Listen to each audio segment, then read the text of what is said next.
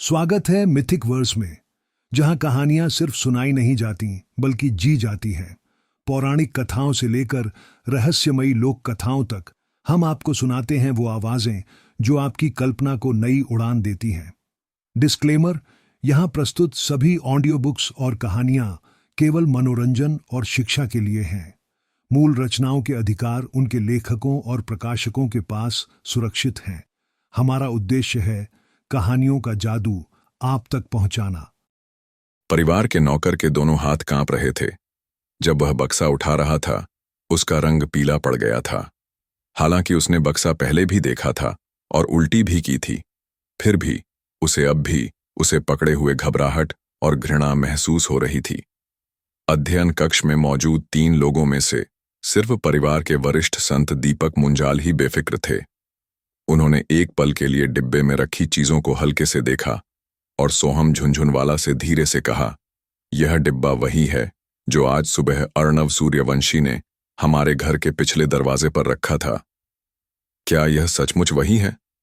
सोहम झुनझुनवाला बेहद हैरान रह गईं, क्योंकि उनके दिमाग में अर्णव सूर्यवंशी की तस्वीरें उभर आईं। पहली बार उसने अर्णव सूर्यवंशी को सराय में देखा था। उस समय अर्णव सूर्यवंशी खिड़की के पास चुपचाप खाना खा रहा था। उसके चेहरे के भाव बेजान थे और उसकी दोनों आंखें गहरी और उदास थीं। उसका शरीर दुबला पतला था और उसकी त्वचा में एक किशोर जैसा विशेष पीलापन था। वह बिल्कुल सामान्य और शांत युवक लग रहा था। सोचिए, उसने इतना विकृत और पागलपन भरा काम किया था। शुरुआती झटके के बाद वह गुस्से से आग बबूला हो गई। सोहम झुनझुनवाला चिल्लाया, यह अर्णव सूर्यवंशी बहुत बदमाश है। इसे ऐसा करने की हिम्मत किसने दी? ऐसा करने की हिम्मत करना हमारे झुनझुनवाला परिवार के लिए एक उकसावा है। मैं अभी इसे यहां लाकर इसके गुनाहों की पूछताछ करूंगा। यह कहकर वह बाहर की ओर चल पड़ी। तुम बदमाश हो, यहीं रुक जाओ। संत दीपक मुंजाल उससे भी अधिक क्रोधित थे। उन्होंने अपने अध्ययन डेस्क पर रखी स्याही की पट्टी उठाई और उसे फेंक दिया। कठोर और भारी स्याही की पट्टी सोहम झुनझुनवाला के कंधे से टकराई और एक धमाके के साथ जमीन पर गिर गई। दादाजी! सोहम झुनझुनवाला ने उसका कंधा पकड़ लिया और वह घबरा कर चिल्लाई। संत दीपक मुंजाल खड़े हो गए।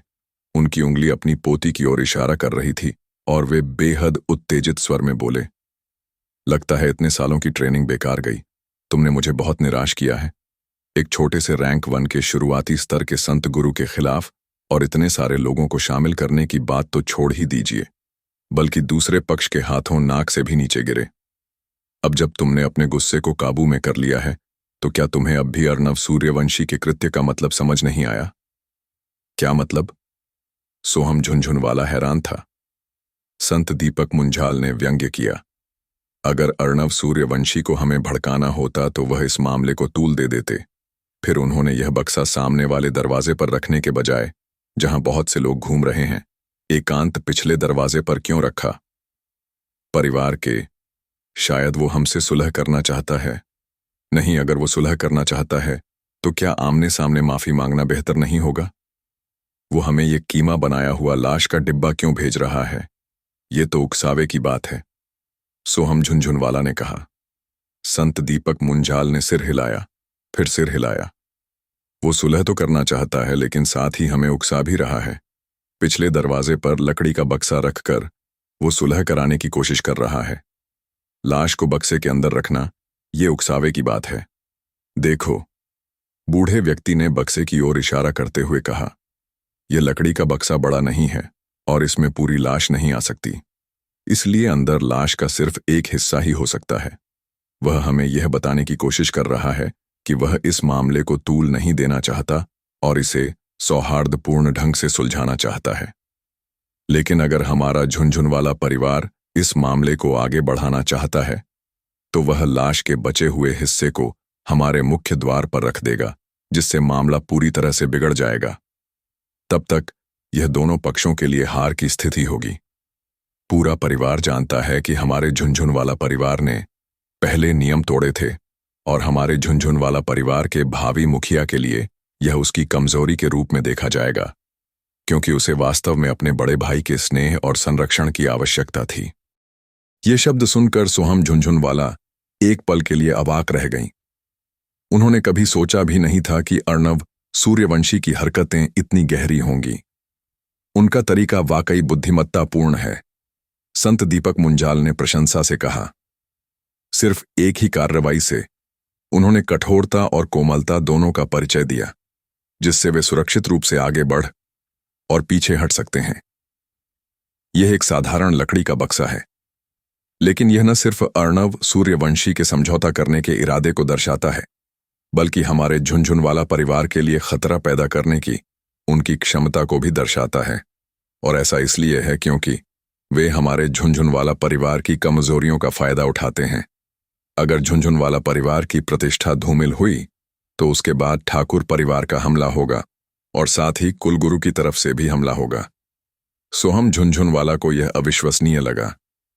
दादाजी, क्या आप उसके बारे में कुछ ज्यादा ही नहीं सोच रहे हैं? क्या आपको यकीन है कि वह ऐसा कर सकता है? वह सिर्फ 15 साल का है। बहुत ज्यादा? सोहम झुनझुनवाला ने अपनी पोती को नाखुश होकर देखा। लगता है पिछले कुछ सालों में तुम्हारी जिंदगी बहुत ही आराम से गुजरी है। अपने अहंकारी स्वभाव के कारण तुम सच्चाई को ठीक से देख ही नहीं पा रही हो। इस अर्णव सूर्यवंशी को खतरे की जरा भी परवाह नहीं थी और उसने तुम्हें धोखे से स्कूल में घुसने के लिए उकसाया। फिर खतरे के सामने अपनी बुद्धि का इस्तेमाल किया और मुसीबत से बचने के लिए छात्रावास में छिप गया। तुमने उसे कितना भी अपमानित किया हो, उसने कोई प्रतिक्रिया नहीं दी। यही तो उसकी सहनशीलता है। तुम्हारे जाने के बाद उसने अरविंद सक्सेना को तुरंत मार डाला। यही उसकी बहादुरी और साहस है। अब उसने यह डिब्बा भेजा है जिससे उसकी बुद्धि और योजना बनाने की क्षमता साफ जाहिर होती है। शर्मा, तुम अब भी कहते हो कि मैं उसे बहुत ज्यादा समझता था? सोहम झुनझुनवाला आंखें फाड़े सुन रही थी, क्योंकि उसे उम्मीद नहीं थी कि उसके दादाजी अर्णव सूर्यवंशी की इतनी तारीफ करेंगे। तुरंत ही उसने गुस्से से कहा, दादाजी, इसमें तो बस सी ग्रेड का टैलेंट है। संत दीपक मुंजाल ने गहरी सांस ली। हाँ, वह तो सिर्फ सी ग्रेड है। इतना ज्ञान होने के बावजूद सिर्फ सी ग्रेड की प्रतिभा, यह सचमुच बहुत दुख की बात है। अगर उसकी प्रतिभा ऊंची होती, भले ही वह सिर्फ बी ग्रेड की होती, तो वह निश्चित रूप से हमारे संत मुंजाल परिवार का एक प्रभावशाली सदस्य बनता। कितने दुख की बात है, वह तो सिर्फ सी ग्रेड है। बूढ़े आदमी की आह भावुकता से भरी थी। उसकी आह में अफसोस भी था और खुशी भी। सोहम झुनझुनवाला चुप हो गईं और उनके मन में अर्णव सूर्यवंशी की छवि एक बार फिर उभर आई। उनके मनोवैज्ञानिक प्रभाव में अर्णव सूर्यवंशी के कमजोर चेहरे पर रहस्यमय और भयावह साये की एक परत छा गई। यह समस्या आपने अकेले ही पैदा की है। आप इसे कैसे सुलझाएंगे? संत दीपक मुंजाल ने सोहम झुनझुनवाला की परीक्षा लेते हुए चुप्पी तोड़ी। सोहम झुनझुनवाला ने कुछ देर सोचा, फिर ठंडे और अलग स्वर में जवाब दिया, अरविंद सक्सेना तो बस एक नौकर था, इसलिए अगर वह मर भी जाए तो कोई फर्क नहीं पड़ता। अर्णव सूर्यवंशी तो बस सी ग्रेड का है, इसीलिए वह भी छोटी बात है। मेरे झुनझुनवाला परिवार की प्रतिष्ठा बनाए रखना जरूरी है। इस मामले को शांत करने के लिए हम अरविंद सक्सेना के पूरे परिवार को मार सकते हैं, ताकि पूरे खानदान को यह पता चल सके कि हम नियम कानूनों की रक्षा के लिए कितने प्रतिबद्ध हैं। आप व्यापक दृष्टिकोण से सोच पा रही हैं। अपनी व्यक्तिगत भावनाओं को दरकिनार करके परिवार के हितों की रक्षा करना, यह बहुत अच्छी बात है। हालांकि आपका तरीका अभी भी त्रुटिपूर्ण है। संत दीपक मुंजाल ने उनके उत्तर का विश्लेषण किया। कृपया मुझे समझाइए दादाजी, सोहम झुनझुनवाला ने विनती की। संत दीपक मुंजाल ने गंभीरता से कहा, यह मामला तुम्हारे द्वारा उकसाया गया था, इसलिए मैं तुम्हें 7 दिनों के कारावास की सजा देता हूं। अब से अर्णव सूर्यवंशी से दोबारा झगड़ा मत करना। अरविंद सक्सेना ने अपने वरिष्ठों की अवहेलना की। एक नौकर जो अपने मालिक को अपमानित करने की हिम्मत करता है, वह मौत का हकदार है। इसलिए उसे उसके अपराधों के लिए फांसी दी जानी चाहिए थी, क्योंकि वह झुनझुनवाला परिवार का नौकर है। हम अपने अधीनस्थ को शिक्षित करने में असमर्थता के लिए जिम्मेदार हैं, और इसलिए हम उस अर्णव सूर्यवंशी को 30 आदिम पत्थरों से मुआवजा देंगे। जहां तक अरविंद सक्सेना के परिवार के सदस्यों का सवाल है, उन्हें मुआवजे के रूप में 50 आदिम पत्थर दें और उन्हें कुल से निष्कासित कर दें। थोड़ी देर रुकने के बाद उन्होंने आगे कहा, अगले 7 दिनों तक घर पर आराम करो, बाहर मत जाओ। साथ ही इस बात के गहरे अर्थ पर भी विचार करो कि दादाजी ने इस मामले को इस तरह से क्यों संभाला। हाँ दादाजी। आकाश में काले बादलों की परतों से वसंत की वर्षा हुई। बारिश की बूंदें बालों की तरह पतली थीं। गिरते हुए उन्होंने रमेश वर्मा के पहाड़ को महीन धुंध की एक परत में ढक दिया। सराय की पहली मंजिल पर भोजन कक्ष लगभग खाली था। मेहमानों के लिए सिर्फ 4 मेजें थीं। अर्णव सूर्यवंशी खिड़की के पास एक सीट पर बैठे थे। हवा का एक झोंका आया जो अपने साथ एक काव्यात्मक वातावरण और फूलों की खुशबू लेकर आया। आसमान से हल्की बारिश चिकनी और कुरकुरी है। घास का रंग दूर से दिखता है लेकिन पास आने पर गायब हो जाता है। अर्णव सूर्यवंशी ने खिड़की से बाहर देखा और हल्के से एक कविता दोहराई। फिर उसकी नजर सराय पर पड़ी। उसके सामने एक मेज थी जो अच्छी शराब और व्यंजनों से भरी थी। रंग, गंध और स्वाद सब कुछ बेहतरीन था, खासकर हरे बांस की शराब, जिसमें शराब की खुशबू के साथ साथ ताजगी का भी एहसास था। गहरे हरे रंग की शराब बांस के प्याले में चुपचाप बैठी थी। उसके कोण से वह अंबर जैसी चमक बिखेर रही थी। एक दादा और उनका पोता पास वाली मेज पर बैठे थे। नश्वर मनुष्य होने के नाते उन्होंने साधारण कपड़े पहने हुए थे। दादाजी ने अर्णव सूर्यवंशी को ईर्ष्या से देखते हुए चावल से बनी शराब की चुस्कियां लीं। जाहिर है उन्हें हरी बांस की शराब पसंद थी, पर वह उसे खरीद नहीं सकते थे। पोते ने अपनी भुनी हुई फलियां चबाते हुए मुंह से कुरकुराहट की आवाज निकालते हुए खाना शुरू कर दिया। साथ ही उसने अपने दादाजी की बांह हिलाते हुए उन्हें तंग किया। दादाजी दादाजी, मुझे देवराज भोंसले की कहानी सुनाओ। अगर नहीं बताया तो मैं दादी को बता दूंगा कि तुम चुपके से शराब पीने आए थे। आह, मैं चैन से पी भी नहीं सकता। दादाजी ने आह भरी, लेकिन उनके चेहरे पर बच्चे के प्रति स्नेह का भाव था। अपनी टहनी जैसी बांह से उन्होंने बच्चे के सिर पर थपथपाते हुए कहा, तो फिर मैं तुम्हें देवराज भोंसले की कहानी सुनाता हूं, जिसने पकड़े जाने की मुसीबत से बचकर अपना दिल होप संत को दे दिया था। देवराज भोंसले की कहानी इस दुनिया की सबसे लोकप्रिय और व्यापक कहानी होने के साथ साथ सबसे प्राचीन किंवदंती भी थी। बूढ़े आदमी की कहानी कुछ इस तरह थी। कहानी में बताया गया है कि देवराज भोंसले आशा की बदौलत अपनी मुश्किलों से बच निकलने में कामयाब रहे, लेकिन धीरे धीरे उनकी उम्र बढ़ती गई और शक्ति व बुद्धि के बिना वे शिकार करने में असमर्थ हो गए। यहां तक कि उनके दांत भी गिर गए, जिससे वे कई जंगली फल और सब्जियां चबाने में भी असमर्थ हो गए। देवराज भोंसले को लगा कि मौत धीरे धीरे करीब आ रही है। इस समय आशा संत ने उससे कहा, मानव, तुम्हें मरना नहीं चाहिए। यदि तुम मर गए तो तुम्हारा दिल खो जाएगा और मैं अपना एकमात्र निवास स्थान खो दूंगा। देवराज भोंसले लाचार थे। कौन मरना चाहता है? लेकिन अगर धरती आसमान मुझे मरना चाहते हैं तो मेरे पास कोई चारा नहीं है। आशा संत ने कहा, हर चीज में हमेशा आशा होती है। जब तक आप एक दीर्घायु संत को पकड़ सकते हैं, आप अपना जीवन काल बढ़ा पाएंगे। देवराज भोंसले ने बहुत पहले दीर्घायु संत के अस्तित्व के बारे में सुना था, लेकिन उन्होंने असहाय होकर हाथ हिला दिया।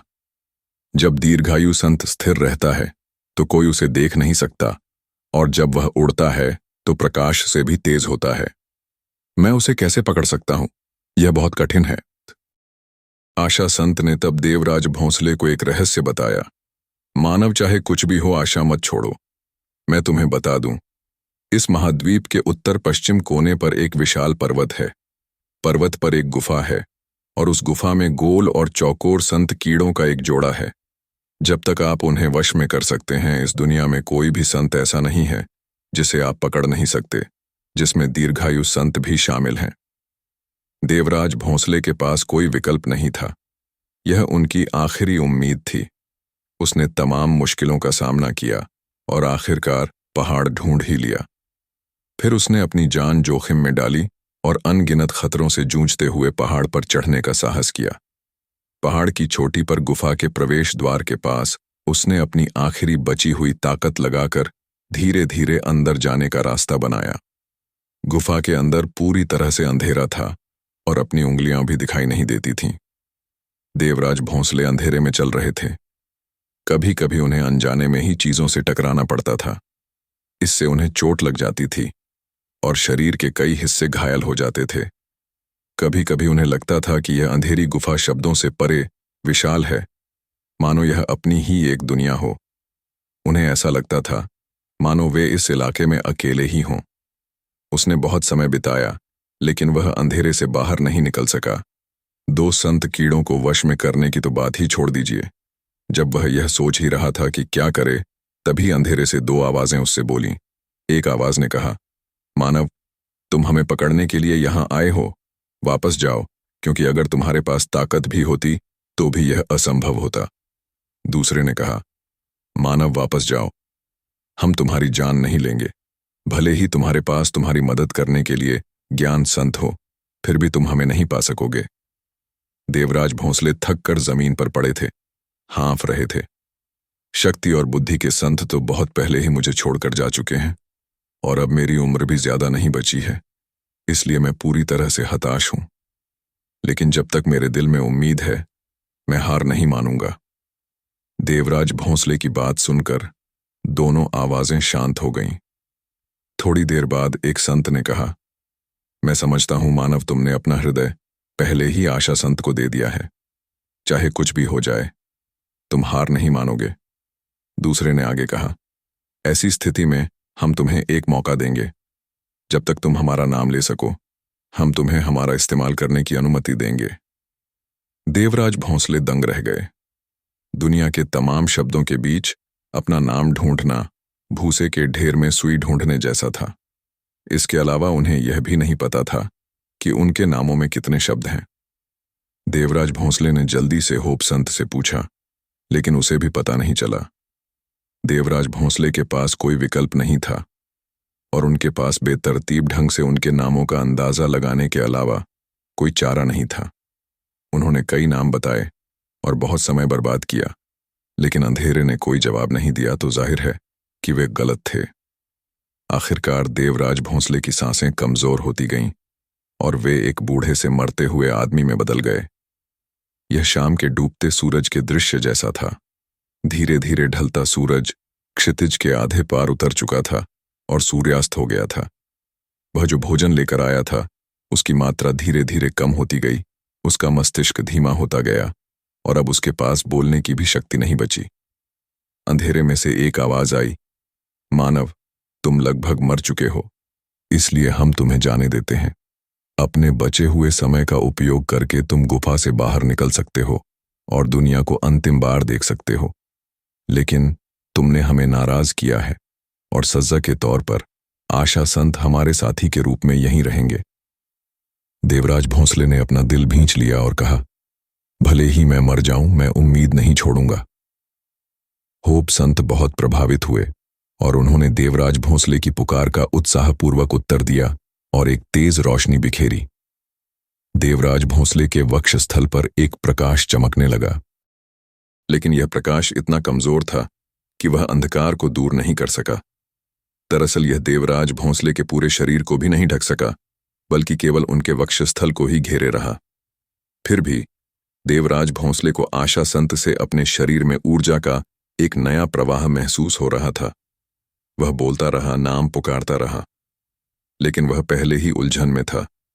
बहुत सारे नाम पहले ही बोले जा चुके थे, लेकिन उसे याद नहीं आ रहा था और वह उन्हें दोहराता रहा। इस प्रक्रिया में उसकी बहुत मेहनत बर्बाद हो गई। जैसे जैसे समय बीतता गया, देवराज भोंसले का जीवन काल लगभग समाप्त हो गया। अंततः जब वह अपने अंतिम दिन पर थे, तो उन्होंने विनियमन शब्द का उच्चारण किया। अंधेरे से एक आह निकली और एक आवाज बोली, मानव, मैं तुम्हारी दृढ़ता की प्रशंसा करती हूं। तुमने मेरा नाम लिया है, इसलिए आज से मैं तुम्हारी आज्ञा का पालन करूंगी। लेकिन केवल अपने भाई के साथ ही मैं तुम्हें दुनिया के सभी संतों को पकड़ने में मदद कर सकती हूं। अन्यथा मेरी अकेले की क्षमता से यह असंभव है, इसलिए तुम्हें हार मान लेनी चाहिए। तुम लगभग मर चुके हो। तुम इस अवसर का उपयोग दुनिया को अंतिम रूप से देखने के लिए कर सकते हो। देवराज भोंसले दृढ़ निश्चयी थे और उन्होंने अपना सिर हिलाया। उन्होंने अपना पूरा समय हमारे नाम बोलने में लगाया और दूसरे संत का नाम जानने की कोशिश की। कुछ सेकंड और मिनट बीतते गए और जल्द ही उसके पास केवल 1 घंटा बचा। लेकिन इस समय उन्होंने अनजाने में नियम शब्द कह दिया। तुरंत ही अंधकार छोंट गया। दोगु उसके सामने प्रकट हुए। जैसा कि होप संत ने कहा था, एक घनाकार था जिसे रेगुलेशंस कहा जाता था, दूसरा गोलाकार था जिसे रूल्स कहा जाता था। दोनों मिलकर रूल्स एंड रेगुलेशंस बने। दोनों संतों ने एक साथ कहा, चाहे कोई भी हो, जब तक वे हमारे नाम जानते हैं हम उनकी बात मानेंगे। हे मानव, चूंकि आप हमारे नाम पहले से ही जानते हैं, इसलिए हम आपकी सेवा में उपस्थित रहेंगे। लेकिन आपको याद रखना चाहिए, यह महत्वपूर्ण है कि दूसरों को हमारे नाम न पता चले। जितने अधिक लोग हमारे नाम जानेंगे, उतने ही अधिक लोगों को हमें उनकी बात माननी होगी। अब जब आप हमें वश में करने वाले पहले व्यक्ति हैं तो हमें अपनी इच्छा बताई। देवराज भोंसले बहुत खुश हुए। तो फिर मैं तुम दोनों को आदेश देता हूं, जाओ और मेरे लिए एक दीर्घायु संत पकड़ लाओ। नियम और विनियम संत ने एक साथ काम किया और 80 साल की दीर्घायु संत पर कब्जा कर लिया। देवराज भोंसले 100 वर्ष के हो चुके थे, लेकिन इस संतति के सेवन के बाद उनके चेहरे की झुर्रियां गायब हो गईं। उनके दुर्बल अंग पुनः बलवान हो गए। उनमें से एक जीवंत युवावस्था की आभा फूट पड़ी। वह उछलकर अपने पैरों पर खड़ा हो गया। वह आनंद से अपने शरीर को देखने लगा। उसे पता था कि उसने 20 साल के युवक का शरीर पुनः प्राप्त कर लिया है। आज के लिए बस इतना ही, चलो घर चलें पोते। बूढ़े ने कहानी पूरी करके अपनी शराब भी खत्म कर ली। दादाजी, मुझे बताते रहिए देवराज भोंसले का, इसके बाद क्या हुआ?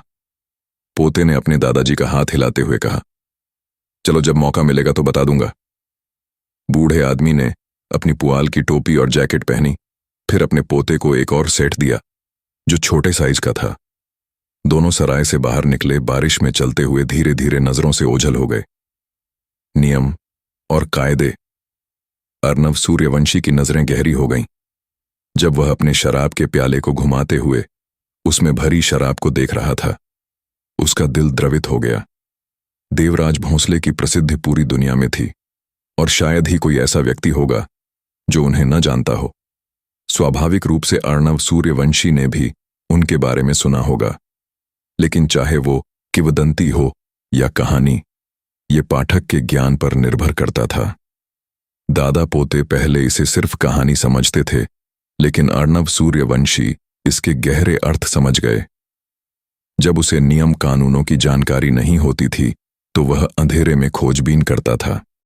कभी कभी वह चीजों से टकरा जाता, दूसरों से टकरा जाता, जिससे वह खुद घायल हो जाता और अस्त व्यस्त दिखने लगता। और कभी कभी एक बड़े क्षेत्र में वह भटक जाता और भ्रमित हो जाता, बिना किसी दिशा या उद्देश्य के आगे बढ़ता रहता। यह अंधकार न तो पूरी तरह काला था और न ही प्रकाश का अभाव था। शक्ति, बुद्धि और आशा इसका विरोध नहीं कर सकते थे। जब देवराज भोंसले को नियमों और विनियमों के बारे में पता चला और उन्होंने उनके नाम बताए, तभी अंधकार दूर हुआ और देवराज भोंसले के जीवन में प्रकाश आया। अंधकार भी नियमों और विनियमों का अंधकार था और प्रकाश भी नियमों और विनियमों का प्रकाश था। अर्नव सूर्यवंशी ने अपने कप से नजर हटाकर खिड़की से बाहर देखा। उसने देखा कि खिड़की के बाहर आसमान अभी भी अंधेरा था। हरियाली बिखरी हुई थी और बारिश की फुहारें धुंध की तरह उड़ रही थीं। पास ही बांस के ऊंचे ऊंचे घर कतार में लगे हुए थे जो दूर तक फैले हुए थे। सड़क पर कई लोग चल रहे थे। उनके पैर बारिश की कीचड़ से सने हुए थे। कुछ लोगों ने धूसर हरे रंग के पुआल के कोट पहने थे, जबकि कुछ ने पीले तेल लगे कपड़े के छाते लिए हुए थे। अर्नव सूर्यवंशी ने निष्कर्ष निकाला, यह संसार का स्वर्ग और पृथ्वी एक विशाल शतरंज की बिसात की तरह है। सभी जीव शतरंज के मोहरे हैं जो अपने नियमों और विनियमों के अनुसार कार्य करते हैं। 4 ऋतुओं के अपने नियम और विनियम हैं जो वसंत, ग्रीष्म, शरद और शीत के बीच घूमते रहते हैं। जल के प्रवाह के अपने नियम और विनियम हैं जो ऊंची भूमि से नीची भूमि की ओर बहते हैं। गर्म हवा के अपने नियम और विनियम हैं जो ऊपर की ओर तैरती है। मनुष्यों के भी स्वाभाविक रूप से अपने नियम और विनियम हैं। हर किसी के अपने दृष्टिकोण, इच्छाएं और सिद्धांत होते हैं। उदाहरण के लिए संत टिकेकर गांव में नौकरों का जीवन सस्ता है, जबकि उनके मालिकों का जीवन महान है। यह नियमों और विनियमों का एक हिस्सा है। इस वजह से लीला गोखले, जो अमीर और संपन्न लोगों के करीब जाना चाहती है, वह अपनी नौकर की स्थिति से बचने की पूरी कोशिश कर रही है। अरविंद सक्सेना ने अपने मालिक को खुश करने के लिए सभी तरीकों की कोशिश की, उनके अधिकारों का खुद के लिए उपयोग किया। जहां तक चाचा चाची की बात है, वे लालच में आकर मेरे माता पिता की विरासत हड़पना चाहते थे। अकादमी का मुखिया अकादमी में अपना स्थान बनाए रखने के लिए संत गुरुओं को बढ़ावा देना चाहता है। हर किसी के अपने नियम और कानून होते हैं, हर पेशे के अपने नियम और कानून होते हैं, और हर समाज और समूह के भी अपने नियम और कानून होते हैं। नियमों और कानूनों को समझकर ही हम स्थिति को स्पष्ट रूप से देख सकते हैं। अंधेरे को छोड़ो और प्रकाश को गले लगाओ, नियमों के इर्द गिर्द घूमते हुए बहुत कुछ बचाओ। अर्णव सूर्यवंशी ने अपनी स्थिति के बारे में सोचा। उसका मन पहले से ही साफ था। झुनझुनवाला परिवार के मुखिया संत दीपक मुंजाल के लिए यह उनके परिवार की समृद्धि और लाभ की रक्षा के लिए है। सोहम झुनझुनवाला को मुझसे कोई परेशानी हुई और इसे नियमों का उल्लंघन माना जाएगा, इसलिए अपने परिवार के सम्मान की खातिर वह मुझे कुछ नहीं करेंगे, बल्कि वह मुझे मुआवजा भी दे सकते हैं। दरअसल झुनझुनवाला परिवार का बहुत प्रभाव है, इसलिए अगर वे अपनी प्रतिष्ठा दांव पर लगाकर मुझे सजा देने पर तुले हैं तो मैं उनका विरोध नहीं कर सकता। लेकिन संत दीपक मुंजाल डरे हुए हैं। उन्हें खुद नियम तोड़ने का डर नहीं है, बल्कि उन्हें डर है कि दूसरे उनके नक्शेकदम पर चलेंगे। किसी छोटे के झगड़े में अगर बड़े लोग दखल देंगे तो मामला बिगड़ जाएगा। अगर इसमें बड़े लोग शामिल हो गए तो पूरे पहाड़ी गांव के लिए खतरा पैदा हो जाएगा। संत दीपक मुंजाल का डर यही था। अगर भविष्य में किसी झगड़े में किसी और ने उनके पोते संत मुंजाल झुनझुनवाला बेई पर हाथ उठा दिया तो क्या होगा? उनके पूरे वंश में सिर्फ एक ही पुरुष है, अगर वह मर गया तो क्या होगा? इस तरह के डर का शायद उन्हें खुद एहसास नहीं है। वे बस अवचेतन रूप से नियमों की रक्षा कर रहे हैं। अर्णव सूर्यवंशी की नजरें साफ थीं, क्योंकि उन्हें शुरू से लेकर अंत तक मामले की पूरी समझ थी। अरविंद सक्सेना का उपनाम संत मुंजाल नहीं था, बल्कि वह एक बाहरी व्यक्ति, एक नौकर था। मालिक द्वारा नौकर को मार डालना कोई चिंता की बात नहीं थी। इस दुनिया में यह सामान्य बात थी। अर्णव सूर्यवंशी द्वारा अरविंद सक्सेना की हत्या के मामले में अरविंद सक्सेना की मौत महत्वपूर्ण नहीं थी। महत्वपूर्ण था उसका आका उसके पीछे खड़ा झुनझुनवाला परिवार। हालांकि संत दीपक मुंजाल को मेरे समझौते और धमकी के इरादे को उसी समय से समझ लेना चाहिए जब मैंने उन्हें कीमे की लाश का एक डिब्बा भेजा था। मैं भी यही चाहता हूं कि वे ऐसा ही सोचें। अगर मैं गलत नहीं हूं तो झुनझुनवाला परिवार अरविंद सक्सेना की मौत का मामला नहीं उठाएगा। बेशक अगर मेरी प्रतिभा बेहतर होती और मैं कम से कम बी ग्रेड का होता तो झुनझुनवाला परिवार को खतरा महसूस होता। अपनी प्रतिष्ठा के नुकसान के बावजूद वे मुझ जैसे भविष्य के खतरे को दबाना चाहेंगे।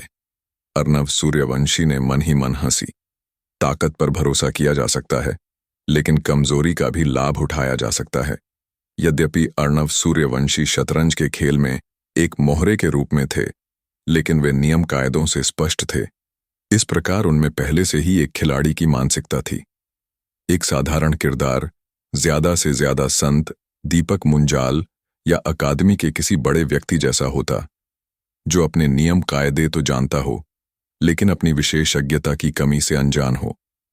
अर्णव सूर्यवंशी जैसा बनना, जिसे पूरी दुनिया का स्पष्ट दृष्टिकोण हो और जो नियमों कायदों से पूरी तरह वाकिफ हो, बेहद मुश्किल था। नियमों और विनियमों को समझने के लिए व्यक्ति को देवराज भोंसले की तरह होना होगा, जो अंधेरे में ठोकरें खाता है और लक्ष्यहीन रूप से भटकता है। इस मुकाम पर ताकत, बुद्धि और उम्मीद सब बेकार हो जाएंगी। खुद को इससे गुजरने और अनुभव हासिल करने में काफी समय लगाना होगा। देवराज भोंसले को नियम कानूनों के नाम बताने में काफी समय लगा। मौत की धमकी के बीच उन्होंने अनगिनत बार कोशिश की थी। अर्णव सूर्यवंशी अपने पिछले जन्म के 500 वर्षों के अनुभव के कारण नियम और विनियमों के विशेषज्ञ थे। अपने पुनर्जन्म के बाद उसे विश्वास था कि वह एक शानदार भविष्य रच सकता है। न तो बसंत और पतझड़ के सिकाड़ा की वजह से, न इसलिए कि उसे कई गुप्त खजानों और खजानों का पता था, न इसलिए कि उसे भविष्य का पता था, बल्कि एक व्यक्ति के रूप में उन्होंने 500 वर्षों का अनुभव अर्जित किया था। ठीक उसी तरह जैसे देवराज भोंसले ने नियम और कानून को नियंत्रित किया और दुनिया के सभी संतों पर आसानी से कब्जा करने में सक्षम थे, और अर्णव सूर्यवंशी नियम कानूनों से इतने परिचित थे कि दुनिया को नीचे से देखकर उसकी सच्चाई और झूठ को समझ पाते थे। सूक्ष्म और सटीक होना या फिर सीधे मुद्दे की तह तक पहुंच जाना। मैं दुनिया के शिखर पर खड़े होकर गर्व से हंसता हूं और दुनिया के उन लोगों को बेरुखी से देखता हूं जो मोहरों की तरह व्यवहार करते थे, अपने अपने नियम कायदों का पालन करते थे, अपनी जिंदगी सीधे साधे ढंग से जीते थे। अंधकार के नियम और कानून अंधकार ही हैं और प्रकाश के नियम और कानून प्रकाश ही हैं। लेकिन पुनर्जन्म लेने वाले दानव ने प्रकाश के मार्ग पर कदम रख दिया था। मई का महीना वसंत और ग्रीष्म के बीच का संक्रमण काल था। फूलों की खुशबू हवा में फैल गई, विशाल पहाड़ सदाबहार हो गए और सूर्य की रोशनी धीरे धीरे अपना उत्साह प्रकट करने लगी। साफ नीले आसमान के नीचे सफेद बादल रुई की तरह तैर रहे थे। रमेश वर्मा के पहाड़ पर बांस का जंगल हमेशा की तरह भालों की तरह सीधा नीले आसमान की ओर इशारा कर रहा था। हर जगह जंगली घास बेतरतीब ढंग से उगी हुई थी और अनजानी किस्म के जंगली फूल घास के घने जंगल में बिखरे हुए थे। हल्की हवा के झोंके के साथ जंगली घास इधर उधर हिल रही थी। फूलों के पराग की गहरी खुशबू और हरी घास की महक मेहमानों पर टूट पड़ रही थी। पहाड़ के आधे रास्ते पर सीढ़ी नुमा खेतों की एक बड़ी संख्या थी। परत दर परत, कदम दर कदम मुलायम हरे गेहूं के अंकुर नीचे बोए गए थे। दूर से देखने पर यह एक हरे भरे समुद्र जैसा लग रहा था। सीढ़ी नुमा खेतों में ढेरों किसान व्यस्त काम कर रहे थे। कुछ किसान खेतों की सिंचाई के लिए नहर की सफाई कर रहे थे, तो कुछ किसान अपनी पतलूनें ऊपर करके खेतों में खड़े होकर अंकुर बो रहे थे। ये सभी लोग स्वाभाविक रूप से बाहरी लोग थे, क्योंकि संत मुंजाल वंश के लोग कभी भी ये नीच कार्य नहीं करते। अंगूठी अंगूठी। वसंत की हवा में ऊंट की घंटियों की आवाज धीमी सुनाई दे रही थी। किसान जब पहाड़ से नीचे की ओर बढ़े तो उन्होंने देखा कि पहाड़ की ओर से एक कारवां रंग बिरंगे कीड़े की तरह आ रहा है, जो धीरे धीरे अपना सिर दिखा रहा है। यह व्यापारी कारवां है। हाँ, मई का महीना आ गया है। कारवां आने का समय हो गया है। बड़ों को तुरंत ही स्थिति का अंदाजा हो गया और बच्चों ने पानी और मिट्टी से खेलना बंद कर दिया। वे सब मिलकर पूरे जोश के साथ कारवां की ओर बढ़े। दक्षिणी सीमा पर लाखों पहाड़ थे। रमेश वर्मा का पहाड़ उनमें से एक था। हर पहाड़ पर गांवों के गांव थे, जिनका पालन पोषण सभी अपने रक्त संबंधों और नाते रिश्तेदारियों के जरिए करते थे। पहाड़ों के बीच घने और भयावह जंगल थे। चट्टानें खड़ी और खतरनाक गिरती चट्टानों से भरी थीं। इसके अलावा जंगल के जटिल परिवेश में बड़ी संख्या में खूंखार जानवर और अजीबोगरीब संत कीड़े रहते थे। मनुष्य तो इन बाधाओं को पार ही नहीं कर सकते थे। अकेले इन बाधाओं को पार करना मुश्किल था। कम से कम तीसरे दर्जे का संत गुरु तो होना ही था।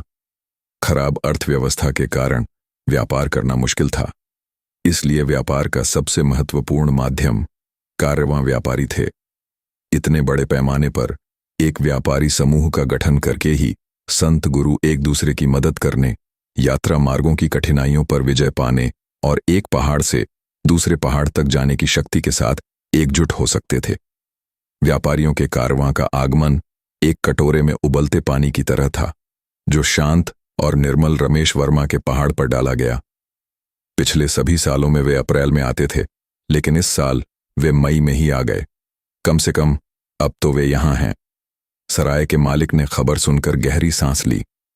बाकी महीनों में सराय का कारोबार मंदा रहता था, इसलिए जब कारवां आता था तभी वह साल भर के लिए पर्याप्त मुनाफा कमा पाता था। उसी समय उसके भंडार में कुछ हरे बांस की शराब भी थी, जिसे वह कारवां व्यापारियों को बेच सकता था। परिणाम स्वरूप सराय के अलावा शराब खाने का व्यापार भी तेजी से बढ़ेगा। कारवां के व्यापारी एक एक करके संत मुंजाल पर्वतीय गांव में दाखिल हुए, जिनका नेतृत्व एक खजाना पीतल का टोड़ कर रहा था। यह टोड़ 2.5 मीटर लंबा था। इसका पूरा शरीर नारंगी पीले रंग का था। टोड़ की पीठ मोटी और मस्सों और गांठों से भरी थी। यह प्राचीन नगर के द्वारों पर लगे कांसे के कीलों के टुकड़ों जैसा था। खजाना पीतल के टोड़ की पीठ पर मोटी रस्सियां ढेर सारा सामान बांधे हुए थीं। पहली नजर में ऐसा लग रहा था जैसे टोड़ ने कोई बड़ा सा बैग उठा रखा हो। एक अधेड़ उम्र का आदमी, जिसका चेहरा गोल और दागों से भरा था, मेंढक के ऊपर पालथी मारकर बैठा था। वह मोटा था और उसका पेट भी बड़ा था। मुस्कुराते हुए उसकी दोनों आंखें चौड़ी हो जाती थीं। उसने मुट्ठियां भींचकर आसपास के संत मुंजाल गांव वालों का अभिवादन किया। इस आदमी का नाम फू था, जो खोली वंश का था। उसकी साधना चौथे दर्जे पर थी और वह इस समय व्यापारियों के कारवां का नेता था। खजाने वाला मेंढक आगे बढ़ते हुए थोड़ा उछला, लेकिन उसके सिर पर बैठा जतिन खोली स्थिर और स्थिर था।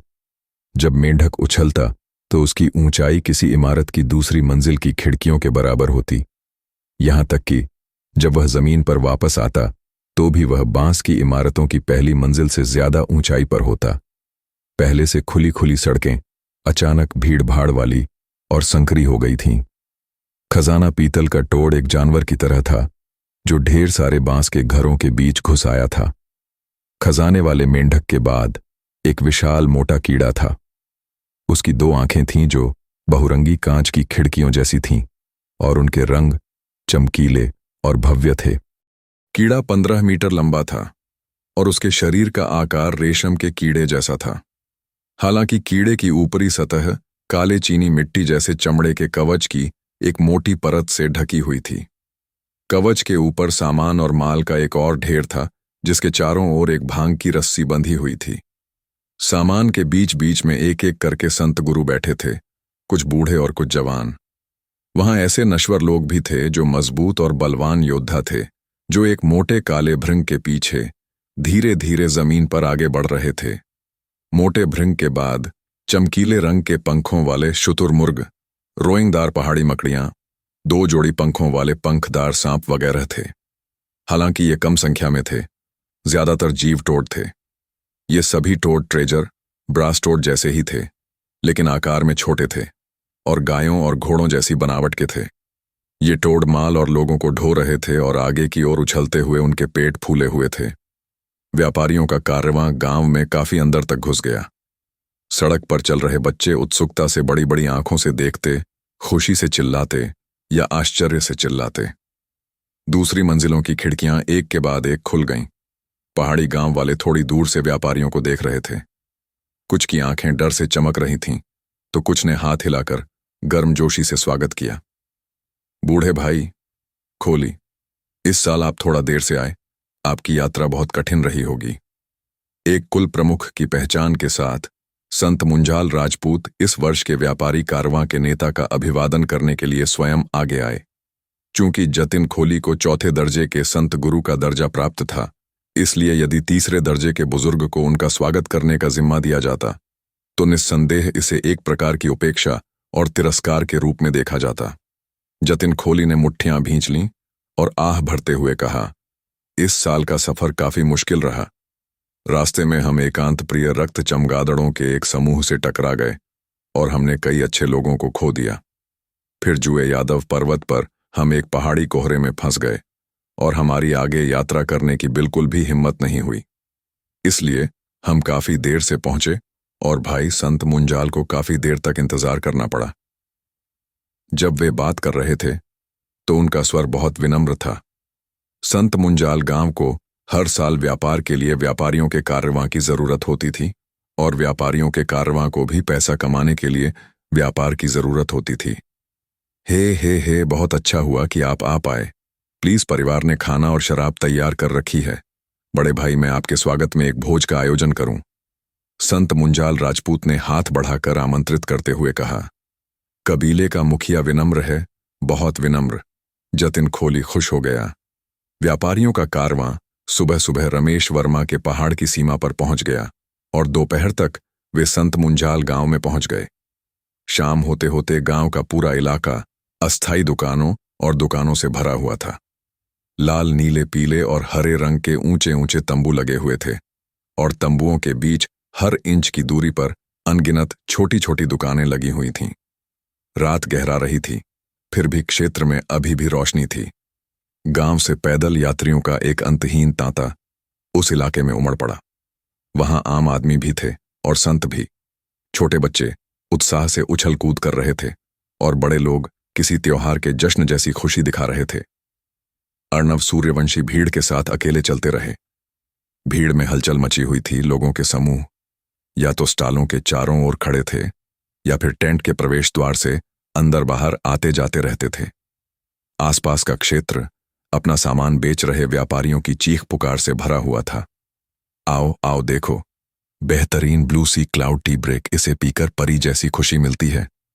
भले ही इसे कोई इंसान न पी रहा हो, लेकिन इसका इस्तेमाल चाय के पौधों को खिलाने और पालने के लिए किया जा सकता है। अपनी कीमत के हिसाब से यह एक सस्ती चीज है। 1 पीएस की कीमत सिर्फ 5 प्राचीन पत्थर हैं। ब्रूट फोर्स लॉन्गहॉर्न बीटल संत। इस संत का इस्तेमाल करने वाला संत गुरु गाय की ताकत से फट पड़ेगा। तुम बच सकते हो, लेकिन पछताना मत। इंटीमेट ग्रास, उच्च गुणवत्ता वाली इंटीमेट ग्रास। इसकी गुणवत्ता पर सबकी नजर है। यह बिल्कुल ताजा है, मानो अभी अभी तोड़ी गई हो। 2 प्राचीन पत्थरों के लिए 1 कौड़ी, बहुत ही कम दाम। जैसे ही अर्णव सूर्यवंशी ने यह सुना, उसके कदम थोड़े रुक गए। फिर वह आवाज का पीछा करते हुए आगे बढ़ गया।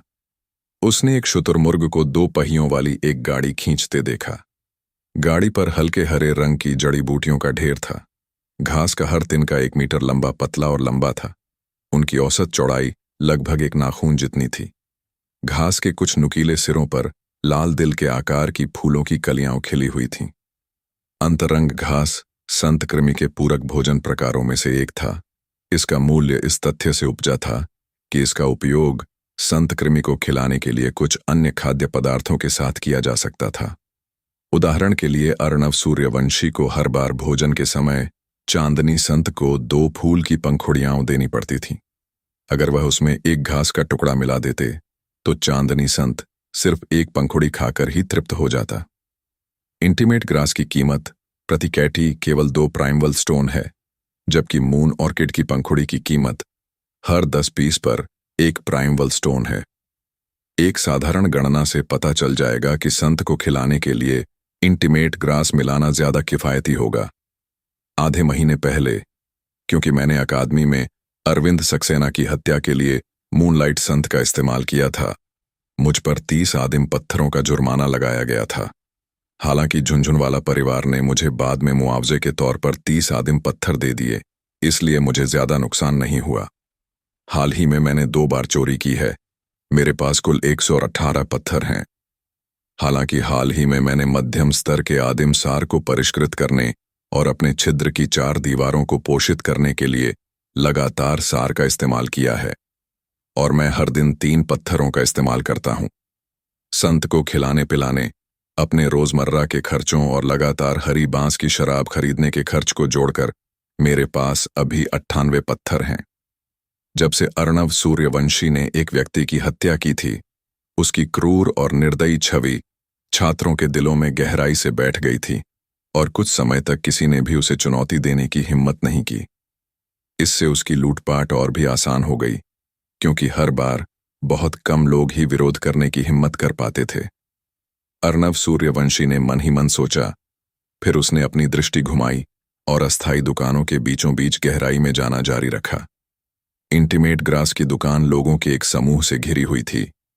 वे सभी या तो संत गुरु थे या छात्र, अपने हाथों में प्राचीन पत्थर लिए चिल्लाते हुए और उसे खरीदने के लिए दौड़े। ऐसा नहीं था कि अर्णव सूर्यवंशी के पास इंटीमेट ग्रास खरीदने के लिए पैसे की कमी थी, लेकिन उनके पास समय नहीं था।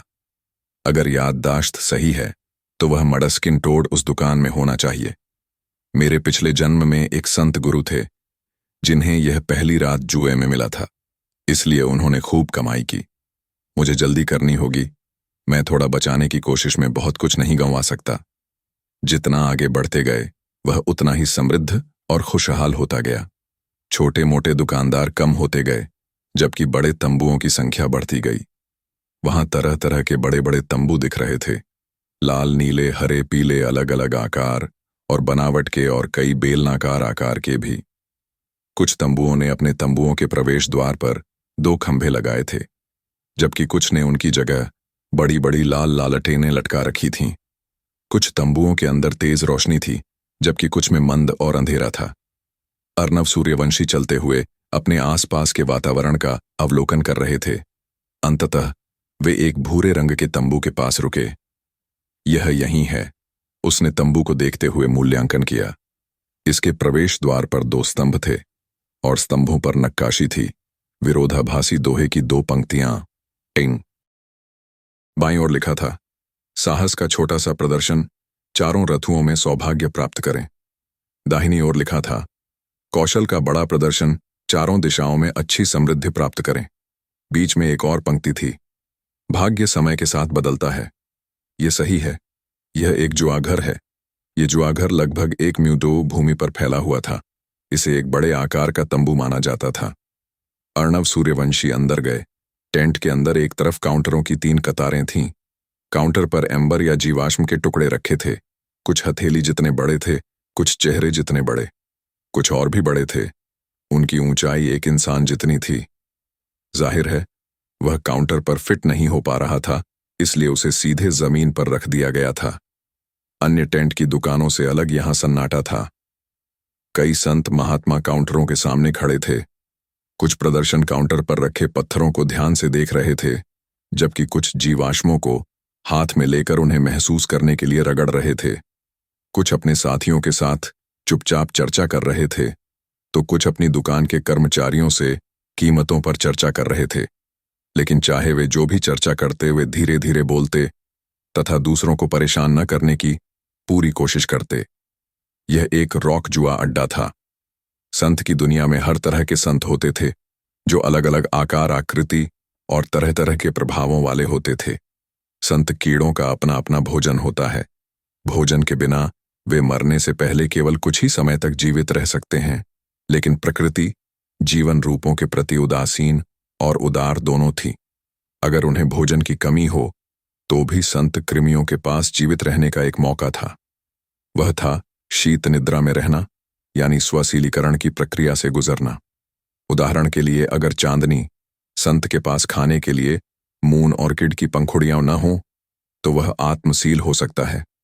वह अपनी शक्ति के संरक्षण को अधिकतम करने की कोशिश करेगा, जैसे शीत निद्रा में गहरी नींद में। इस समय न केवल उसके शरीर की नीली चमक गायब हो जाएगी, बल्कि वह पारदर्शी क्रिस्टल अवस्था से एक धूसर चट्टान में बदल जाएगा, जो चट्टान के खोल की एक परत से ढकी होगी। अंततः चट्टान की परत मोटी होकर एक शिलाखंड में बदल जाएगी। या उदाहरण के लिए शराब कीड़ा, यदि वह स्वयं सील हो जाए तो वह अपने चारों ओर एक सफेद कोकून बना लेगा, अपने शरीर को मोड़ लेगा और कोकून के भीतर गहरी नींद में सो जाएगा। बेशक सीलिंग और शीत निद्रा की यह स्थिति हर संत कृमि के साथ नहीं हो सकती। ऐसा होने की संभावना बहुत कम होती है और ज्यादातर मामलों में संत कृमि शीत निद्रा में नहीं जाएगा, बल्कि भूख से मर जाएगा। केवल कुछ ही संत कृमि विशिष्ट परिस्थितियों में स्वसीलिंग की प्रक्रिया अपना सकते हैं। कुछ संत गुरु जो संयोगवश इन सीलबंद संत कृमियों के पत्थरों या कोकूनों को प्राप्त कर लेते थे, अपने भीतर सोए हुए संत कृमियों को जगा देते थे। इस प्रकार उनका भाग्योदय होता था। कुछ संत गुरु इसी कारण सफल हुए और यह उनके जीवन का एक महत्वपूर्ण मोड़ बन गया। संत गुरुओं की दुनिया में ऐसी घटनाएं अक्सर घटित होती रहती हैं, जो अक्सर झूठी या वास्तविक अफवाहें होती हैं और लोगों को आशा और सपने देती हैं। इस चट्टानी जुए के अड्डे के पीछे के विचार का स्रोत इन्हीं अफवाहों से निकला है। बेशक ये सभी चट्टानें बाहर से एक जैसी दिखती थीं। इन्हें खोलने के बाद ही पता चल सकता है कि क्या वाकई अंदर कोई संत कीड़ा छिपा है। इस तरह के एक छोटे से पत्थर के जुए के अड्डे में 10 में से 9 पत्थर ठोस कोर वाले होते हैं, जिनके अंदर कोई संत कृमि नहीं होता। अगर चट्टान के अंदर संत कृमि हैं भी, तो वे जीवित कृमि नहीं हो सकते। उनमें से ज्यादातर मृत संत होते हैं। लेकिन एक बार जब कोई जीवित संत का जैकपॉट मार लेता है, तो ज्यादातर परिस्थितियों में वह बहुत बड़ी दौलत कमा सकता है। अगर संत कृमि दुर्लभ प्रजाति का है, तो या तो वह जीवन में एक सफल व्यक्ति बन जाता है, या उसकी हत्या कर दी जाती है और उसकी दौलत लूट ली जाती है। अर्नव सूर्यवंशी के मन में यह बात स्पष्ट थी, क्योंकि वह इन दरवाजों के बाहर की स्थिति से भली भांति परिचित थे। अपने पिछले जन्म में वह एक व्यापारी कारवां में शामिल हुआ था और चट्टान के जुआ घर में क्लर्क था। कुछ समय बाद उसने अपना खुद का चट्टान जुआ घर भी चलाया, जो इससे भी बड़ा था। यह एक मध्यम आकार का चट्टान जुआ घर था। वह कुछ जुआरियों को ठगने में कामयाब रहा और कई बार गलत अनुमान भी लगाता था, जिससे दूसरे जुआरी एक कीमती संत कीड़ा जीत जाते थे। अर्णव सूर्यवंशी कुछ देर तक दरवाजे पर खड़े रहे, अपने चारों ओर नजर दौड़ाई और फिर धीरे धीरे बाईं ओर काउंटर की ओर चल दिए। काउंटर के पीछे हर कुछ मीटर पर एक दुकान का कर्मचारी खड़ा था, पुरुष और महिला दोनों। उनकी कमर पर हरे रंग की बेल्ट लटक रही थी, जिससे पता चल रहा था कि वे कोई आम आदमी नहीं, बल्कि प्रथम श्रेणी के संत गुरु थे। ज्यादातर शुरुआती दौर के थे, जबकि कुछ चुनिंदा लोग मध्यम स्तर के थे। एक काउंटर के सामने अर्णव सूर्यवंशी को देखकर पास में खड़ी एक महिला संत मास्टर उनकी ओर आईं और मुस्कुराते हुए धीरे से बोली, युवा मास्टर, आपको किस संत कीड़ा की जरूरत है? इस काउंटर पर प्रत्येक पत्थर 10 आदिम पत्थरों पर बेचा जाता है। यदि यह आपका पहला प्रयास है तो बस इसके लिए आप सही काउंटर पर क्यों नहीं जाते? वहां पत्थर केवल 5 आदिम पत्थरों पर बेचे जाते हैं। यदि आप रोमांच की तलाश में हैं तो आप बीच में उच्च श्रेणी के काउंटर पर जा सकते हैं। वहां बिकने वाले पत्थर 20 आदिम पत्थरों पर हैं। ये एक अनुभवी महिला संत मास्टर थीं, जो काफी समय से रॉक जुआ घर में काम कर रही थीं। उन्होंने अंदर आए अर्णव सूर्यवंशी को देखा और उसके रूप, उम्र और कद आदि से यह निर्धारित किया कि वह एक छात्र था। जुआ खेलने आने वाले सभी संत गुरु थे। छात्रों को दोयम दर्जे का संत गुरु माना जाता था, जो अभी अभी अपनी साधना शुरू कर रहे थे। चूंकि अपने संत कीड़ों को खिलाने के कारण उनके पास अक्सर पैसे की तंगी रहती है, तो वे पत्थर खेलने के लिए पैसे कहां से लाएंगे? इस तरह के छात्र आमतौर पर बस देखने और एक आंख खोलने वाला अनुभव पाने, अपनी जिज्ञासा शांत करने के लिए आते थे। ज्यादातर तो बस खिड़की से खरीदारी करने वाले होते थे। हालांकि अगर कुछ के पास संपन्न परिवार होते तो वे कोशिश करके एक खरीदने की कोशिश करते, लेकिन ज्यादातर लोग सिर्फ सबसे सस्ता जीवाश्म ही खरीदते थे। इस प्रकार महिला संत मास्टर को इस बात की कोई उम्मीद नहीं थी कि अर्णव सूर्यवंशी कितने पत्थर खरीद पाएगा। पहले मुझे इधर उधर देखने दो। अर्णव सूर्यवंशी ने भावशून्यता से उसकी ओर सिर हिलाया, फिर गंभीरता से ढेर में देखने लगा। उनकी स्मृति में यह इस विशेष रॉक जुआ अड्डे में इस काउंटर पर होना चाहिए, लेकिन 500 साल हो गए थे। बहुत लंबा समय हो गया था। कई बातें तो उसे पहले से ही धुंधली थीं, खासकर जब 500 साल की याददाश्त बहुत बड़ी होती है।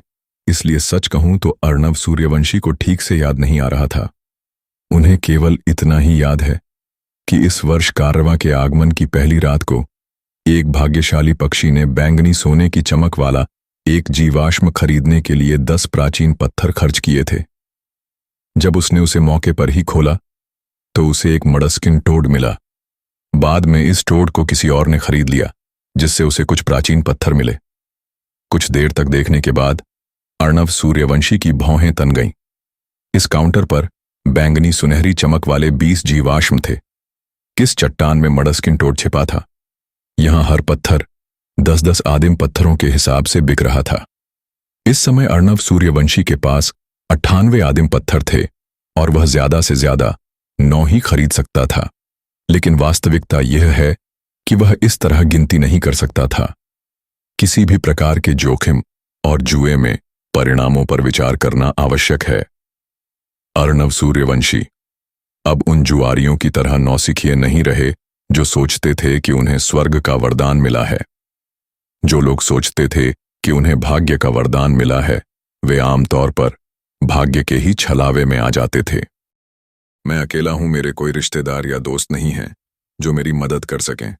मुझे जिंदा रहने के लिए कुछ प्राचीन पत्थर बचाने हैं, साथ ही अपने संत कीड़ों के लिए खाना भी खरीदना है। उसने गिनती की और सबसे बुनियादी आरक्षण के तहत वह ज्यादा से ज्यादा 7 जीवाश्म खरीद सकता था। यह चट्टान बैंगनी सोने की तरह, सितारों की तरह बिंदुओं से युक्त है, लेकिन यह पैनकेक की तरह सपाट है। निश्चित रूप से इसके अंदर कोई मडस्किन टोड नहीं है। इस टुकड़े का रंग आकर्षक बैंगनी सुनहरा है, लेकिन यह मुट्ठी भर के आकार का है। यदि वास्तव में इसके अंदर मडस्किन टोड है तो चट्टान कम से कम 30% बड़ी होनी चाहिए। यह बैंगनी सोने का जीवाश्म, वैसे तो यह बड़ा है, लेकिन इसकी सतह अत्यंत चिकनी है, जबकि मडस्किन टोड की त्वचा खुरदरी और असमान होती है, लेकिन यह स्पष्ट रूप से ऐसा नहीं है। अर्णव सूर्यवंशी ने निरसन पद्धति का उपयोग करते हुए निरीक्षण और मूल्यांकन जारी रखा। जब संत कृमि स्वशील होने के बाद शीता निद्रा में चले जाते हैं तो वे प्राकृतिक जीवाश्म बन जाते हैं और दुनिया की अधिकांश खोज विधियों से उनका पता नहीं लगाया जा सकता। बाकी खोज विधियां बहुत ही कठोर थीं और एक बार इस्तेमाल करने पर वे अंदर के उस संत कृमि को तुरंत मार देतीं जो मुश्किल से जीवित होता है। इस प्रकार जब संत गुरु चट्टानों का चयन करते थे तो वे केवल अपने अनुमान, अनुभव और भाग्य पर भरोसा कर सकते थे। कभी कभी थोड़ी सी सहज बुद्धि पर भी भरोसा कर सकते थे, अन्यथा इसे जुआ नहीं कहा जाएगा। बेशक इस विशाल संसार में अनगिनत आश्चर्य हैं और इस तथ्य से इनकार नहीं किया जा सकता कि एक अत्यंत कोमल पहचान विधि मौजूद है जो एक संत गुरु को यह जानने की अनुमति देती है कि चट्टान में संत कृमि है या नहीं। अर्णव सूर्यवंशी ने अपने पिछले जन्म में ऐसी अफवाहें सुनी थीं, लेकिन प्रयोग करने के बाद पाया कि ये सब झूठ था। अर्णव सूर्यवंशी ने निजी तौर पर अनुमान लगाया, यदि ऐसी कोई पद्धति वास्तव में मौजूद है तो यह एक छिपी हुई विरासत होगी जो कुछ रहस्यमय लोगों के हाथों में नियंत्रित होगी, जिसका जुआ व्यवसाय पर कोई प्रभाव नहीं होगा। रमेश वर्मा पर्वतीय क्षेत्र के आसपास अभी भी शांति थी, लेकिन जैसे जैसे पूर्व की ओर बढ़ते गए जुआघर और भी समृद्ध होते गए। त्रिपाठी तौथीन पर्वतीय क्षेत्र में हर गांव का अपना जुआघर था। कुछ बड़े बड़े किलों में तो बड़े बड़े जुआघर भी बने हुए थे। 3 गांव जो अपने रॉक जुए के लिए प्रसिद्ध थे वे थे रेताम्रकार, 4 गांव संत कक्कड़, 5 गांव और वर्मा लोढ़ा, 6 गांव जहां बड़े बड़े जुआघर भी थे। इन तीनों बड़े बड़े जुआघरों का इतिहास हजारों साल पुराना था। फिलहाल इनका धंधा फल फूल रहा था और जुआरियों की भीड़ उमड़ रही थी। किसी ने भी कभी क्लीन स्वीप नहीं किया था। वर्तमान में जिस तंबू में अर्णव सूर्यवंशी था उसे केवल एक छोटे आकार के जुआ अड्डे के रूप में ही वर्गीकृत किया जा सकता है। यदि कोई अन्य 15 वर्षीय बच्चा आता तो वह निश्चित रूप से सभी विभिन्न जीवाश्मों को देखकर भ्रमित हो जाता, और यदि वह उसे चुन भी लेता तो वह यादृच्छिक अनुमान के आधार पर होता। लेकिन अर्णव सूर्यवंशी अलग थे। सबसे पहले वह शुरू से ही उत्तर का एक हिस्सा जानता था, इसलिए उसकी खोज सीमा 30 टुकड़ों से भी कम रह गई। बेशक इन 20 टुकड़ों में से उस एक चट्टान को ढूंढना भी बेहद मुश्किल था, लेकिन अपने 500 साल के अनुभव और इतनी समृद्ध जानकारी के आधार पर उन्होंने कुछ देर तक निरीक्षण करने के बाद बैंगनी सोने के जीवाश्मों के 6 टुकड़े चुने जो इस मानदंड पर सबसे ज्यादा खरे उतरे। उन्हें इस बात पर 80% विश्वास था कि मडस्किन टोड इन 6 जीवाश्मों में से किसी एक के भीतर शीत निद्रा में था। इंट प्रतिपक्षी दोहे https://en.wikipedia.org विकी एंटीथेटिकल कपलेट दो कक्कर मुंह 1 कक्कर इज 666 2 3 मीटर्स 2 3 त्रिपाठी 2 का सीधा अर्थ है सफेद सिर, 4 रेताम्रकार मोनोलिथ है, 5 संत कक्कड़ का अर्थ है प्राचीन कब्र, और 6 वर्मा लोढ़ा पीली भेल है। मैं कुछ पत्थर खरीदना चाहता हूं। अपने लक्ष्य चुनकर अर्णव सूर्यवंशी ने महिला संत गुरु से कहा। नवागंतुक महिला संत मास्टर ने तुरंत सोचा। सबसे घटिया जुआरी भी पत्थर खरीदते समय बहुत ध्यान से देखते थे। पहले वे ध्यान से देखते, फिर पत्थरों को अपनी हथेलियों में रखकर सतह और उसके वजन को महसूस करने के लिए रगड़ते। इतना कुछ करने के बाद भी अगर उन्हें लगता कि वे ठीक नहीं हैं तो वे हार मान लेते थे। कोई भी शुरू में खरीदने के लिए नहीं कहता था, और अर्णव सूर्यवंशी जैसे व्यक्ति के लिए जिसने पहले ही खरीद कहा था वह निस्संदेह एक नौसिखिया है जो अपना पहला रॉक जुआ अनुभव प्राप्त कर रहा है। यद्यपि महिला संत मास्टर ने यह सोचा, लेकिन उन्होंने अपनी अभिव्यक्ति में कोई अंतर नहीं दिखाया, बल्कि फूल की तरह मुस्कुराते हुए अर्णव सूर्यवंशी से धीरे से कहा, तो आप कौन सा टुकड़ा चुन रहे हैं? अर्णव सूर्यवंशी ने इशारा करते हुए कहा, यह टुकड़ा। उसने तुरंत उसे वापस ले लिया। अर्णव सूर्यवंशी ने फिर इशारा करते हुए कहा, यह टुकड़ा। वह हैरान थी। उसे उम्मीद नहीं थी कि यह युवक 2 पीस खरीदेगा। ऐसा लगता है कि यह युवक बहुत अधिक जुआ खेलने वाला है। उसने मन ही मन मूल्यांकन किया। लेकिन इसके बाद अर्नव सूर्यवंशी ने फिर से इशारा किया, और यह टुकड़ा, वह टुकड़ा मैं उन सभी को खरीद रहा हूं। महिला संत मास्टर स्तब्ध रह गईं। उन्हें बहुत आश्चर्य हुआ। वे अर्नव सूर्यवंशी का पुनः आकलन करने से खुद को नहीं रोक सकीं। लगता है इस साधारण से दिखने वाले नौजवान की पारिवारिक पृष्ठभूमि वाकई बहुत अच्छी है, वरना किसी भी साधारण संत गुरु के पास इतना पैसा कैसे होता कि वह इस तरह खर्च कर सके। यह सोचकर महिला संत गुरु की मुस्कान और भी कोमल और दोस्ताना हो गई। उन्हें लगा कि उनके सामने बैठा नौजवान कोई असली ग्राहक है। यह एक अप्रत्याशित खुशी थी। हालांकि अर्नव सूर्यवंशी ने एक बार फिर उसे आश्चर्यचकित कर दिया जब उन्होंने सबसे दूर स्थित बैंगनी सोने की चट्टान की ओर इशारा करते हुए कहा, ओ हाँ, और वे 2 टुकड़े भी। महिला संत गुरु अंदर ही अंदर चौंके बिना नहीं रह सकीं। यह संत मुंजाल गांव का कौन सा युवा गुरु है? लगता है यही मुख्य परिवार शाखा का उत्तराधिकारी है। अगर मैं इससे जुड़ जाऊं तो शायद मुझे यहां रहकर दुकान में क्लर्क की नौकरी करने की जरूरत ही न पड़े। इस विचार के साथ महिला संत मास्टर की मुस्कान और भी कोमल हो गई और उन्होंने अर्नव सूर्यवंशी की ओर मोहक दृष्टि से देखा। अर्नव सूर्यवंशी के सामने 6 शिलाएं रखी गईं। अर्नव सूर्यवंशी ने 60 आदिम पत्थर निकाले और उसे महिला संत मास्टर को दे दिया। उनके भुगतान के कार्य ने तंबू में मौजूद अन्य सभी संत गुरुओं का ध्यान आकर्षित किया। ओह, कोई रॉक जुआ खेलने जा रहा है। हम 1 घंटे से ज्यादा समय से देख रहे हैं, लेकिन हमने अभी तक कोई कार्रवाई नहीं की है। अब जब कोई इसे आजमा रहा है तो हमें भी देखना चाहिए। यह एक छात्र है, इसने एक साथ 60 प्राचीन पत्थर निकाल लिए। इसका परिवार जरूर अमीर होगा। यह तो नौसिखिया लग रहा है। हम पत्थरों पर जुआ खेलना इतना आसान नहीं है। इसे बहुत बुरी तरह चोट लगने वाली है। संत गुरुगण वहीं खड़े होकर धीरे धीरे चर्चा कर रहे थे तथा सभी की निगाहें अर्नव सूर्यवंशी की ओर थीं। युवा गुरु, क्या आप तुरंत पत्थर खोलना चाहते हैं? हमारे जुआ घर में पत्थर खोलने की मुफ्त सेवा उपलब्ध है। महिला संत गुरु ने अपनी मोहक नजरों से धीरे से सलाह दी। अर्नव सूर्यवंशी ने अपनी आंखों के कोने से भीड़ पर नजर डाली। उसके होठों पर एक रहस्यमयी मुस्कान आ गई।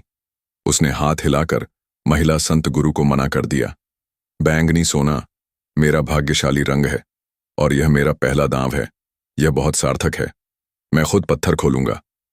महिला संत मास्टर की आंखें चमक उठीं, यह सोचकर कि यह वीरतापूर्ण आचरण एक अमीर युवा मास्टर से अपेक्षित है। वह कभी सपने में भी नहीं सोच सकती थी कि संत मुंजाल गांव में अर्नव सूर्यवंशी को बिना रिश्तेदारों के, बिना किसी सहारे के भटकते हुए हर चीज के लिए खुद पर निर्भर रहने वाला कहा जा सकता है। अरे, अगर तुम्हारे पास पैसा है तो क्या हुआ? मुझे आश्चर्य है कि यह कौन सा अमीर लड़का है जो अपने माता पिता की मेहनत की कमाई बर्बाद करने के लिए यहां आ रहा है। अज्ञानी युवक कोई भाग्यशाली रंग के आधार पर चट्टानों का चयन कैसे कर सकता है? उफ, यह कार्य बस पानी में आदिम पत्थरों को फेंकने और मजे के लिए लहरों को देखने की प्रतीक्षा करने के समान है। तंबू में बैठे संत महात्माओं का उत्साह एकदम से ठंडा पड़ गया। यह सोचकर कि अर्नव सूर्यवंशी एक उड़ाऊ पुत्र है, उनकी पहले से ही कम उम्मीदें हवा में उड़ गईं। कुछ संत गुरुओं ने तो अपनी दृष्टि हटा ली और पीछे मुड़कर काउंटर पर रखे जीवाश्मों का निरीक्षण जारी रखा।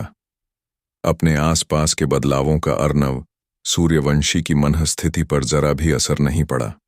उन्होंने बिना किसी भाव के अपने आदिम सागर में छिपे आदिम सार को जागृत कर दिया और उसे चंद्रोदय संत में डाल दिया।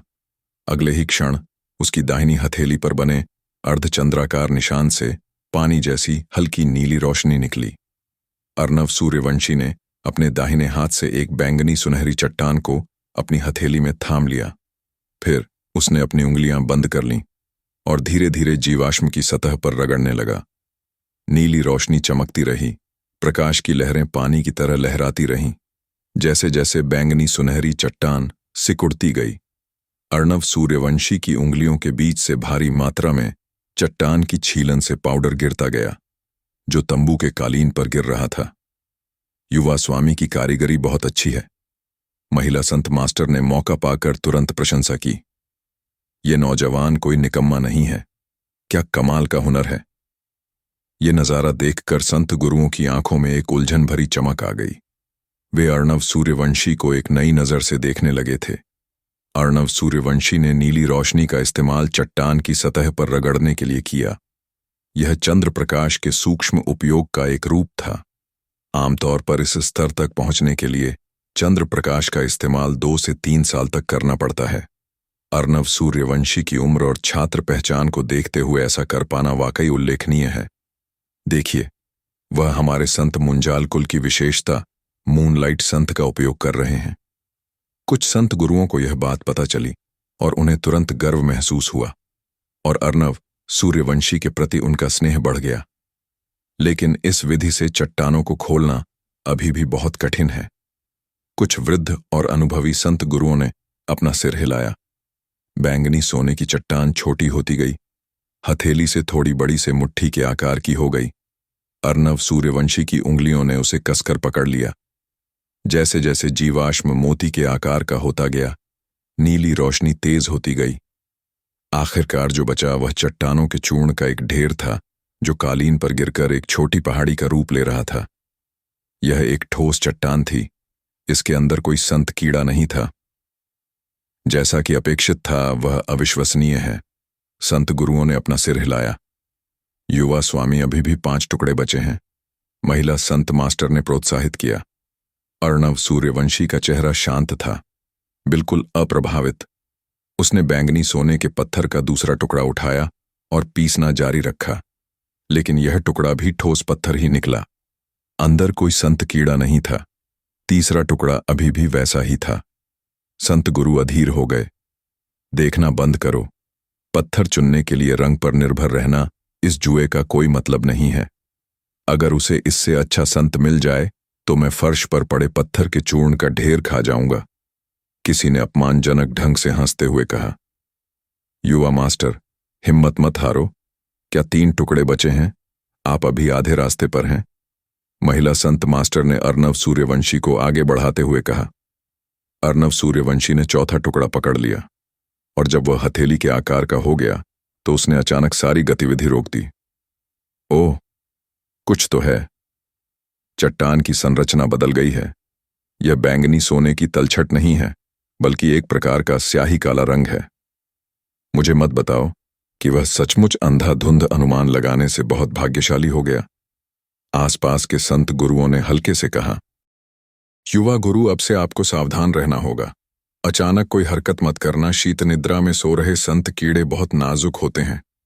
अगर आप ज्यादा ताकत लगाएंगे तो अंदर का संत कीड़ा मर जाएगा। महिला संत गुरु को ऐसी स्थिति की उम्मीद नहीं थी। एक पल के लिए स्तब्ध रहने के बाद उन्होंने तुरंत सावधानी बरतने की सलाह दी। अर्णव सूर्यवंशी की हरकतें धीमी पड़ गईं। उसकी उंगलियां धीरे धीरे रगड़ने लगीं, मानो छोटा सा पाउडर धीरे धीरे नीचे गिर रहा हो। कई अंतरालों के साथ लगातार यही क्रिया दोहराते रहने से अब वह पहले जैसा सहज नहीं रहा। काले रंग का पत्थर धीरे धीरे नीचे गिर गया और जैसे जैसे पत्थर छोटा होता गया, अर्णव सूर्यवंशी की गति धीमी और कोमल होती गई। कालीन पर पत्थर का चूरा जमा होता रहा, क्योंकि अर्णव सूर्यवंशी की काले रंग की चट्टान को अंततः साफ कर दिया गया। आह, कितने दुख की बात है। यह तो चट्टान में एक चट्टान है। यह मेरी भावनाओं की बर्बादी है। मुझे सचमुच लगा था कि मेरे अंदर कोई संत कीड़ा है। आप सभी को बेवकूफ बनाना बहुत आसान है। क्या रॉक सट्टेबाजी इतनी आसान है? 10 में से 9 तो खाली हैं, वरना दुकान पैसे कैसे कमाएगी? युवा गुरु, आपकी किस्मत पहले से ही खराब नहीं है। पहली बार में पत्थर मिलना सामान्य लोगों के बस की बात नहीं।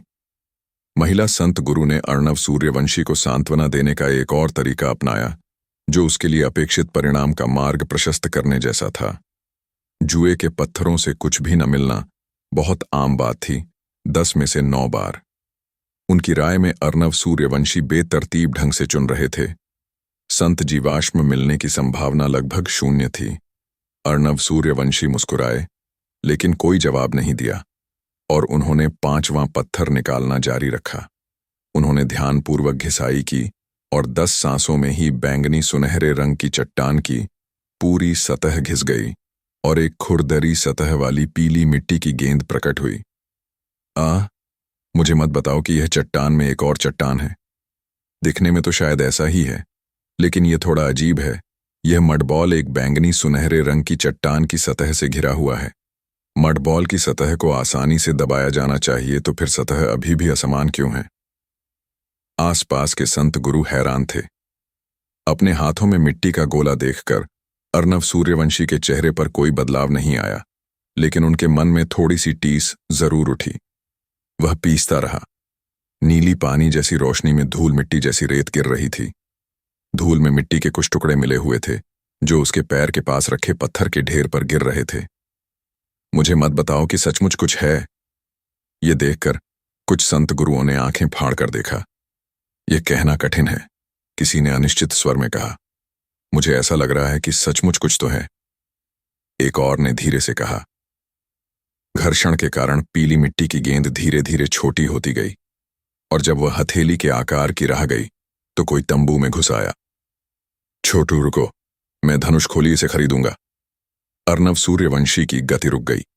तंबू में मौजूद सभी संत गुरुओं ने अपना ध्यान इस व्यक्ति पर केंद्रित कर दिया। वह बाहर से जवान लग रहा था, लगभग 20-25 साल का। उसने सुनहरे रंग का लबादा पहना हुआ था और कमर पर एक फीतेदार बेल्ट थी, और बेल्ट पर एक चौकोर जेड का टुकड़ा था। जेड के टुकड़े पर एक शब्द लिखा था, जिस पर 1 लिखा था। जाहिर है यह एक रैंक, एक संत मास्टर था। 20 साल की उम्र में भी रैंक 1 संत मास्टर बने रहना, ऐसा लगता है कि उनकी प्रतिभा अच्छी नहीं है। लेकिन इस व्यक्ति की हैसियत अनोखी थी। उसे देखकर तंबू में बैठे सभी संत गुरुओं ने झुककर उसका अभिवादन किया और एक साथ कहा, आपके अधीनस्थ आपको नमस्कार करते हैं, दूसरे युवा गुरु। दूसरा युवा स्वामी? पहले वह खुद को धनुष खोली कहता था। क्या वह मर्चेंट कारवां लीडर जतिन खोली का सौतेला भाई है? मतलब यह पत्थर का जुआघर उसी ने खोला है। लेकिन अब जब वह दखलंदाजी करता दिखाई दिया है, तो लगता है कि वह जुआघर के नियम तोड़ रहा है। संत गुरुओं ने धीरे से कहा, यह सही है। मैं इस दुकान का दुकानदार हूं। छोटे भाई, इतनी कम उम्र में जुआ खेलने के लिए बाहर आ रहे हो, क्या तुम्हें अपने परिवार की डांट का डर नहीं है? मैं तुम्हारे हाथ में उस मिट्टी के गोले को खरीदने के लिए अभी 40 आदिम पत्थर पेश करूंगा। तुम क्या सोचते हो? 40 आदिम पत्थर पहले से ही बहुत हैं, और हो सकता है कि अंदर कोई संत न हो, लेकिन आज मैं अच्छे मूड में हूं। इसलिए यह देखते हुए कि यह तुम्हारा पहली बार जुआ है, मैं नहीं चाहता कि तुम सब कुछ खो दो, इसलिए मैं तुम्हें तुम्हारी पूंजी का एक हिस्सा वापस देता हूं। धनुष खोली। जल्दी से अर्नव सूर्यवंशी के सामने गया और बोला, 40 आदिम पत्थर? अर्नव सूर्यवंशी ने अपनी भौहें थोड़ी ऊपर उठाईं और आंख के कोने से धनुष खोली को देखते हुए ठंडी हंसी हंसते हुए बोले, लगता है तुम मेरे पास मौजूद मडबॉल जीवाश्म को जबरदस्ती खरीदना चाहते हो। जबरदस्ती खरीदने से जुए के अड्डे के नियम बिगड़ रहे हैं। और तो और अब तुम रमेश वर्मा के पहाड़ पर हो, मुझ जैसे संत मुंजाल वंश के आदमी को सबके सामने धमकाना चाहते हो। ओह! अर्नव सूर्यवंशी का आखिरी वाक्य सुनकर बाकी सभी संत गुरु इसे बर्दाश्त नहीं कर पाए, और अर्नव सूर्यवंशी की ओर देखते हुए उनके अंदर बेकाबू होकर द्वेष बढ़ गया। धनुष खोली के प्रति भी उनके भाव अमित्र हो गए। धनुष खोली ने सोचा था कि 15 साल के अर्नव सूर्यवंशी से निपटना आसान होगा, कुछ ही बातों में उसे मना लेना आसान होगा। लेकिन जरा सोचिए, अर्नव सूर्यवंशी में इतनी क्षमताएं थीं, और एक ही वाक्य से उसने धनुष खोली को ऐसी मुश्किल में डाल दिया। संत गुरुओं को हस्तक्षेप करने के लिए तैयार होते देख धनुष खोली के हाव भाव तुरंत बदल गए, और उन्होंने अपना स्वर बदलते हुए तेजी से हाथ हिलाते हुए कहा, छोटे भाई, तुम गलतफहमी में हो। मैं इस जुए के अड्डे का दुकानदार हूं। अपने ही नियम तोड़कर अपनी प्रतिष्ठा कैसे खराब कर सकता हूं? मैं भविष्य में व्यापार कैसे कर पाऊंगा? हे। मुझे तुम्हारा मडबॉल थोड़ा दिलचस्प लगा, इसलिए मैं इसे खरीदना चाहता था। अगर तुम इसे बेचना नहीं चाहते तो कोई बात नहीं, लेकिन अगर बाद में अंदर कुछ नहीं मिला तो मुझे याद न दिलाने के लिए दोष मत देना। अर्नव सूर्यवंशी ने उस पर ध्यान नहीं दिया। वह पलट गया और अपने हाथों में मिट्टी के गोले को घिसने पर ध्यान केंद्रित करता रहा। उसकी हरकतें बहुत धीमी और बेहद सावधानी से होती थीं। अक्सर कुछ पल बाद सूखी मिट्टी के चूर्ण के गिरने का सिर्फ एक छोटा सा अंश ही दिखाई देता था। उसकी हरकतों का पीछा करते हुए एक शीत निद्रा में सोता हुआ संत कीड़ा धीरे धीरे सबकी आंखों के सामने आ गया। हे भगवान, सचमुच एक संत कीड़ा है। उसने सचमुच एक संत खोला। क्या बात है, जुआ खेलने का यह तरीका भी काम कर सकता है। इस युवक का भाग्य बहुत अच्छा है। वह वास्तव में एक संत को पाने में सफल रहा। तुरंत ही संत गुरुओं की नाराजगी तंबू में फैल गई। महिला संत मास्टर ने अवचेतन रूप से अपना मुंह ढक लिया, क्योंकि वह अपने सामने के दृश्य पर विश्वास नहीं कर पा रही थी। दुकान में क्लर्क के रूप में वह रास्ते में कई पहाड़ी गांवों में गई थी। सभी प्रकार के लोगों और सभी प्रकार के ग्राहकों को देखा था, लेकिन उसने ऐसा हास्यपूर्ण दृश्य कभी नहीं देखा था। सचमुच एक संत है। धनुष खोली की आंखों में ठंडी रोशनी चमक उठी। उसे मन ही मन नफरत और पछतावा हो रहा था। जिस चीज से उसे सबसे ज्यादा नफरत थी, वो थी उसका फायदा उठाया जाना। उसने जो जुआघर खोला था, उसमें उसने कई निगरानी के तरीके लगा रखे थे। जैसे ही कोई ग्राहक कोई जुआघर खोलने वाला होता, उसे खबर मिल जाती और वह आमतौर पर उसे जबरदस्ती खरीद लेता। लेकिन अब अर्णव सूर्यवंशी अपने जुए के अड्डे में था। उसकी आंखों के सामने एक संत आ रहा था। धनुष कोहली को अपने दिल से खून बहता हुआ महसूस हो रहा था। जो उसे मिला वह एक टोड संत था। उसका पूरा शरीर सिर से पैर तक पीला था। पेट हल्का पीला था और पीठ भूरी पीली थी, जिस पर कई दाने और फोड़े थे, गांठें और मस्से थे, जो मेंढक प्रजाति की एक विशिष्ट विशेषता थी। एक नजर में वह थोड़ा डरावना लग रहा था। यह बड़ा नहीं था, बस हथेली के आकार का था।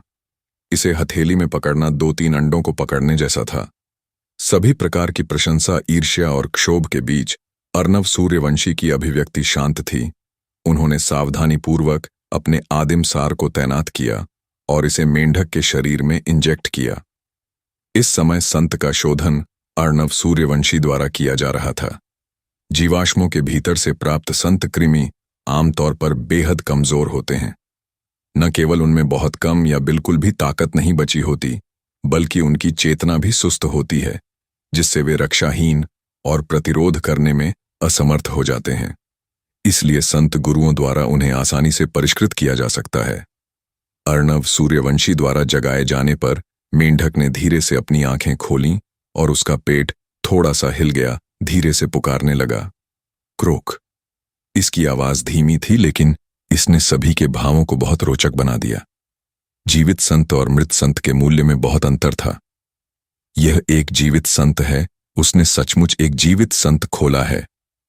किसी ने अपनी आंखें रगड़ी, इस पर विश्वास नहीं कर पा रहा था। यह मडस्किन टोड है, धिक्कार है। यह वास्तव में मडस्किन टोड है। किसी ने टोड संत की पहचान ली और उत्तेजित होकर चिल्लाया, यह युवक सचमुच भाग्यशाली है। मेरे साथ भी ऐसा भाग्य क्यों नहीं है। किसी ने ईर्ष्या, जलन और घृणा जैसी जटिल भावनाओं से भरी हुई आह भरी। युवा गुरु, बधाई हो। आज तक मैंने पहली बार इतना कीमती संत कीड़ा देखा है। महिला संत गुरु के आश्चर्य का ठिकाना नहीं रहा। उनकी आंखें जीवन से चमक रही थीं। यह असल में मडस्किन टोड है। यह एक दुर्लभ रैंक 2 संत कृमि है। इसकी कीमत 500 आदिम पत्थरों के बराबर है। धिक्कार है, धिक्कार है। किसी ने सचमुच मेरी दुकान में ऐसा संत कृमि खोल दिया। मैंने बहुत बड़ा नुकसान किया है, बहुत बड़ा। धनुष खोली का चेहरा पीला पड़ गया था। वह टोड को घूर रहा था। उसका दिल संत को छीन लेने के लिए जोरदार इच्छा कर रहा था, लेकिन वह जानता था कि वह ऐसा नहीं कर सकता, क्योंकि अगर उसने सचमुच ऐसा किया तो यह मुसीबत को न्योता देने जैसा होगा। यह उनके परिवार का गांव नहीं था, बल्कि संत मुंजाल वंश का क्षेत्र था। शायद मुझे थोड़े ज्यादा आदिम पत्थर देने चाहिए थे, शायद वो मुझे दे देता। हाँ, वो तो बस एक छात्र है। अगर मैं 100 आदिम पत्थर भी दे दूं तो भी वो प्रभावित नहीं होता। मैंने ऐसा क्यों नहीं किया। धनुष खोली को बहुत पछतावा हुआ। नहीं, शायद इस नौजवान को अपनी चीजों की जानकारी नहीं है। भले ही उसने मडस्किन टॉड खोला हो, मुझे तो इसकी कीमत कम करके इसे खरीद ही लेना चाहिए। धनुष खोली के दिल में उम्मीद की नई किरण जगी, लेकिन अगले ही पल अर्णव सूर्यवंशी के शब्दों ने आशा की इस किरण को बेरहमी से चकनाचूर कर दिया। अर्नव सूर्यवंशी ने आसपास के लोगों की प्रशंसा और आश्चर्य को अनदेखा करते हुए अपने हाथों में मडस्किन टोड को देखा। उन्होंने अत्यंत शांत स्वर में धनुष खोली से कहा, मडस्किन टोड, द्वितीय श्रेणी का संत कृमि हर भोजन में 500 ग्राम पीली मिट्टी की आवश्यकता रखता है।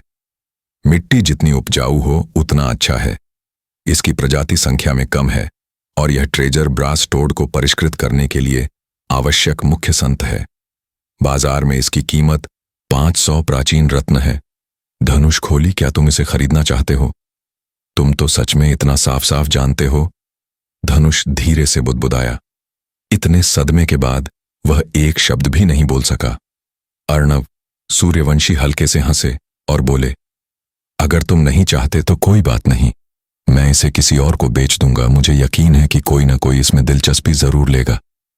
रुको रुको, मैं खरीद लूंगा, पर क्या यह दाम इससे कम नहीं हो सकता? धनुष की मुस्कान कड़वी हो गई।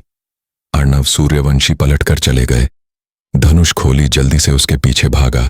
मत जाओ, मैं खरीदूंगा। अर्णव सूर्यवंशी की इस मडस्किन टोड को पालने की कोई योजना नहीं थी।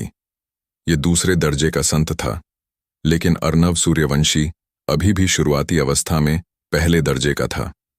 हालांकि ये पीली मिट्टी खाता था, रमेश वर्मा का पहाड़ हरी मिट्टी से भरा था, इसलिए इसके लिए भोजन ढूंढना मुश्किल होगा।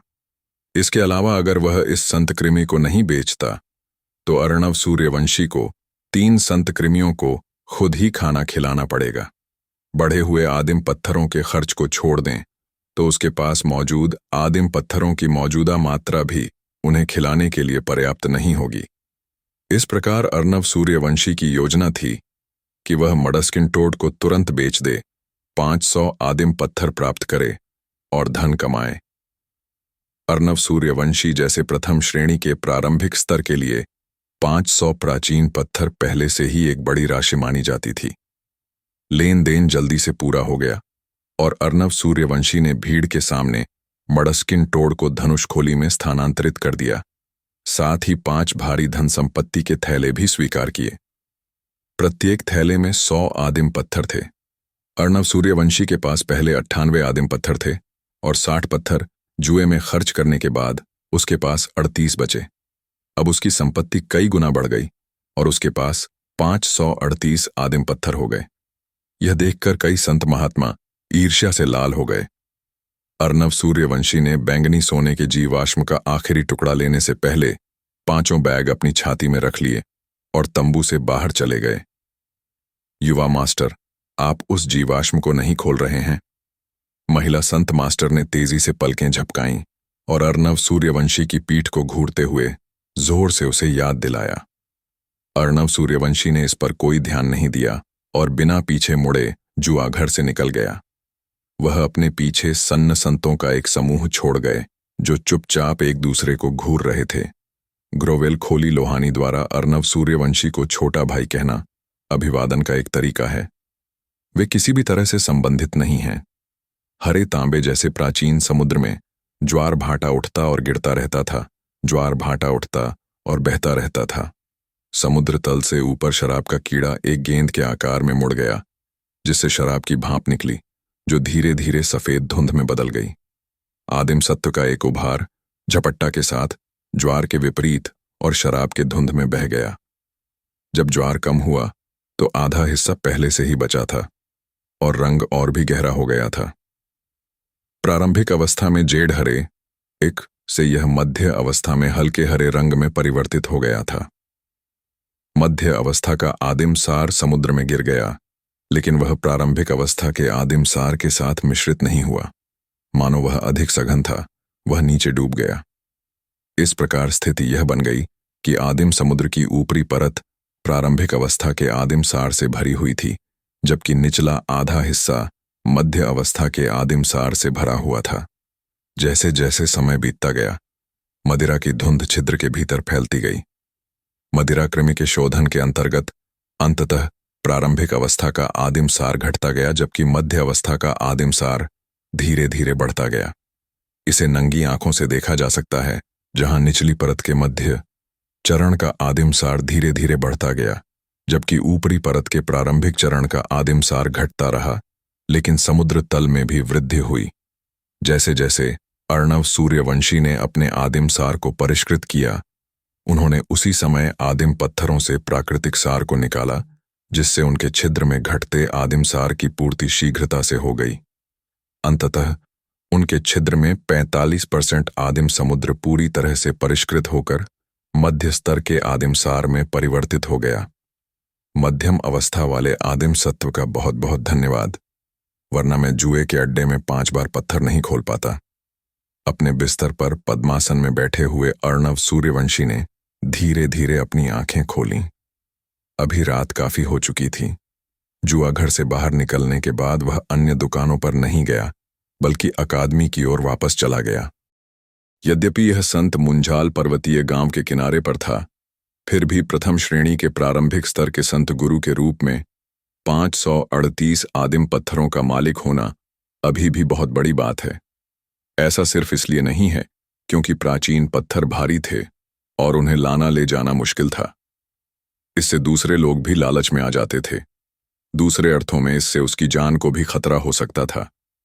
यदि कोई रैंक 1 का उच्च स्तर का व्यक्ति या यहां तक कि रैंक 2 का व्यक्ति भी उसकी संपत्ति पर लालच करता, तो अर्णव सूर्यवंशी की वर्तमान क्षमता के साथ वह मुकाबला नहीं कर पाता।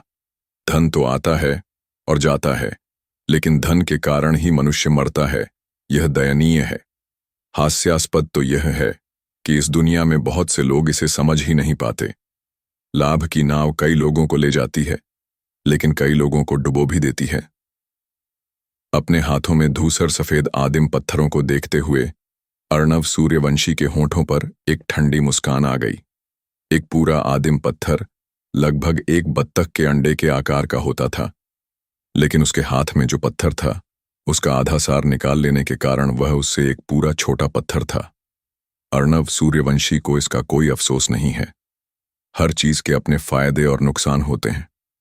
अर्णव सूर्यवंशी सिर्फ सी ग्रेड के प्रतिभाशाली थे, फिर भी वे अपने आदिम सत्व को निखारने के लिए मदिरा का प्रयोग कर रहे थे और उनके आदिम रत्नों का खर्च उनकी उम्र के लोगों से कई गुना ज्यादा था। फिर भी इसी वजह से वे अपनी प्रतिभा की कमी को दूर कर पाए। अगर उनकी वास्तविक साधना गति को गिना जाए तो वे पहले 3 स्थानों पर आ सकते हैं। अर्णव सूर्यवंशी ने प्राचीन पत्थरों को वापस अपने पैसों के थैले में रख लिया और अंतिम बैंगनी सोने का जीवाश्म निकाल लिया। उसने जुआ घर से कुल 6 जीवाश्म खरीदे और उनमें से 5 को वहीं खोल लिया तथा आखिरी जीवाश्म को अपने साथ वापस ले आया। उसकी आंखें चमक उठीं जब उसने मूनलाइट सैंड को सक्रिय किया, 5 उंगलियों से पीसते हुए, धीरे धीरे चट्टान को चीरते हुए। बैंगनी सोने का जीवाश्म धीरे धीरे नीली लहरों के नीचे सिकुड़ गया और अंततः पीसकर नष्ट हो गया तथा जमीन पर पाउडर का ढेर रह गया। अर्णव सूर्यवंशी को आश्चर्य नहीं हुआ, क्योंकि रॉक जुए में आप 10 में से 9 बार हार जाते हैं। अपने 500 साल के अनुभव के बावजूद वह 10 में से केवल 8 बार ही हार का सामना कर पाया, और बाकी 2 बार यह इस बात पर निर्भर करता था कि वह जीवित संत था या मृत संत। मृत संत का मूलतः कोई मूल्य नहीं होता। जहां तक जीवित संत का प्रश्न है, वे कोई दुर्लभ प्रकार के संत कृमि नहीं होते, और यदि वे अत्यंत मूल्यवान संत भी हों तो भी उनकी वजह से जीवन घातक संकट आ सकता है। अर्णव सूर्यवंशी की वर्तमान साधना का स्तर अभी भी बहुत निम्न था। वह संत गुरुओं में सबसे निचले स्तर पर था। जो मडस्किन टोड उसे पहले मिला था, अगर वह संत मुंजाल पर्वतीय ग्राम न होता तो शायद वह धनुष खोली उसे बलपूर्वक छीन लेती। जुआ कभी भी पारिवारिक संपत्ति बढ़ाने का जरिया नहीं रहा, बल्कि यह दिवालियापन और कर्ज का एक बड़ा कारण बना। यह वह विकास पथ नहीं था जिस पर अर्णव सूर्यवंशी चलना चाहते थे। हालांकि अंतिम बैंगनी सोने के जीवाश्म में संत कीड़ा नहीं था, फिर भी अर्णव सूर्यवंशी निराश नहीं हुए, बल्कि उन्होंने पत्थर के चूर्ण के ढेर को देखा और धीरे धीरे मुस्कुराने लगे। दरअसल जुए के अड्डे में घुसने का उसका असली मकसद तो बस यही पत्थर के ढेर के लिए था। वह मडस्किन टोड तो बस अपनी सुविधानुसार ही उसे मिल गया था। उन्होंने निजी तौर पर जीवाश्म को खोला और उनके अलावा किसी को भी इस परिणाम की सच्चाई नहीं पता थी। उस दिन के बाद से वह यह दावा कर सकता था कि शराब का कीड़ा बैंगनी सोने के जीवाश्म से जागृत और वश में हो गया था। यह विचार बहुत बढ़िया था। सबसे पहले कोई भी इस बात की पुष्टि नहीं कर सका कि जीवाश्मों में असल में कौन सा संत कीड़ा मौजूद है। कौन कह सकता है कि बैंगनी सोने के जीवाश्म में लिकर कीड़ा शीत निद्रा में नहीं सो सकता? यह पूरी तरह से संभव है। दूसरे, उसके पास कई प्रत्यक्षदर्शी थे। उसने मडस्किन टोड खोला, जिससे जुआ घर के संत गुरुओं पर गहरा प्रभाव पड़ा होगा। तीसरा, अगर कोई उससे लगातार सवाल भी करता तो भी वह सब कुछ अपनी किस्मत पर थोप सकता था।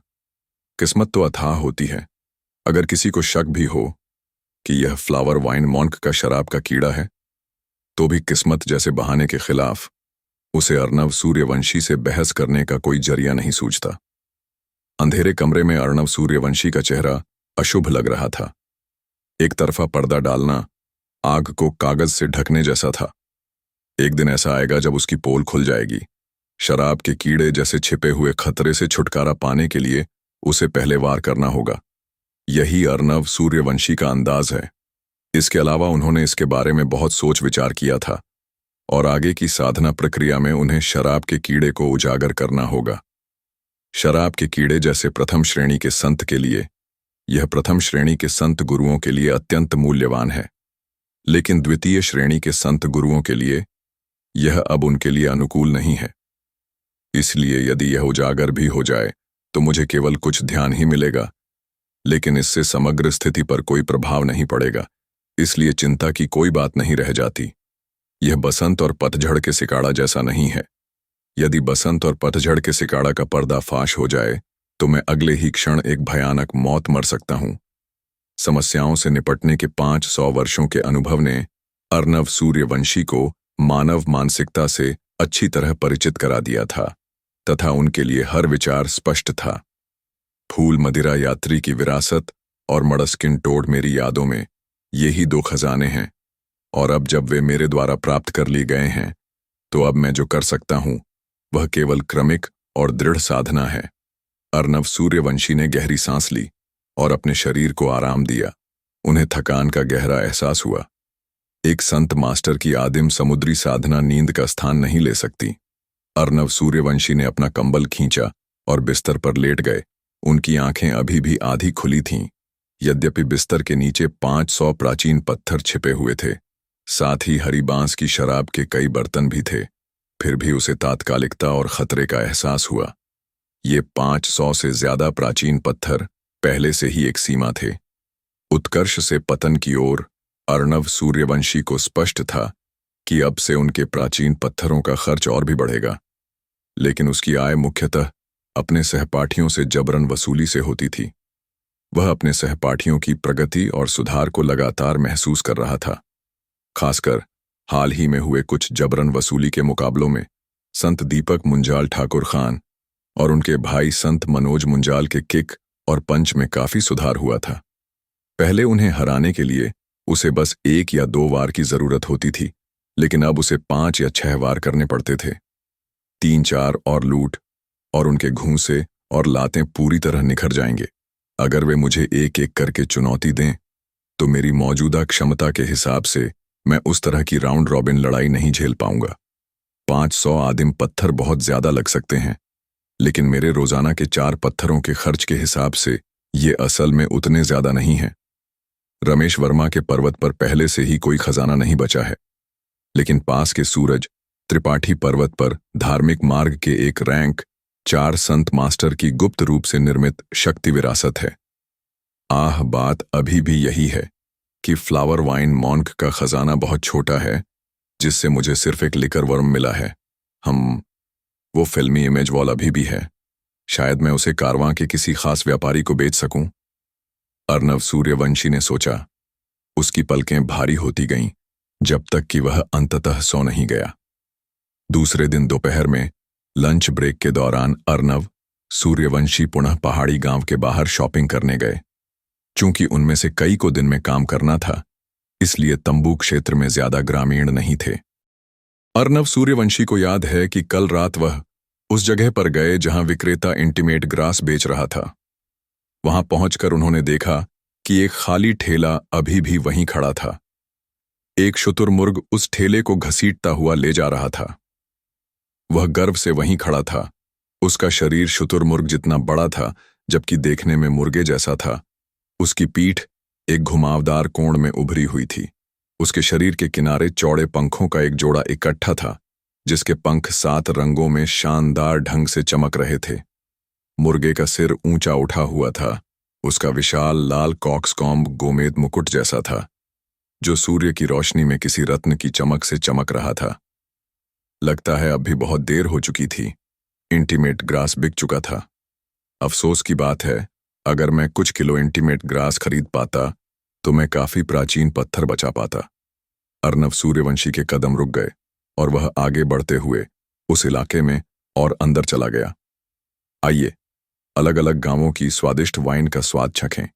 यहाँ 100 से ज्यादा तरह की वाइन है, जैसे लैंटर्न ग्रास वाइन, तेज स्वाद वाली नाइन, ट्यून वाइन हल्की और खूबसूरत, प्राचीन ड्रैगनवेल मीठी और खट्टी, फ्लावर रॉक ट्यून मुंह में पानी ला देने वाली 100 स्प्रिंग ओल्ड सेलर और 3 ऑटम्स की गाढ़ी, और खुशबूदार इंटॉक्सिकेशन। तंबू के सामने एक नीली गोल बाल्टी के सामने एक दुकानदार बड़े चाव से वाइन बेच रहा था। अर्नव सूर्यवंशी की नजरों में एक चमक सी दौड़ गई और उसकी दिलचस्पी तुरंत बढ़ गई। मुड़कर वह शराब की दुकान में दाखिल हुआ। शराब की दुकान की सजावट बहुत अनोखी थी। तंबू के सबसे भीतरी हिस्से में एक लंबा काउंटर था। वहां एक संत गुरु विराजमान थे।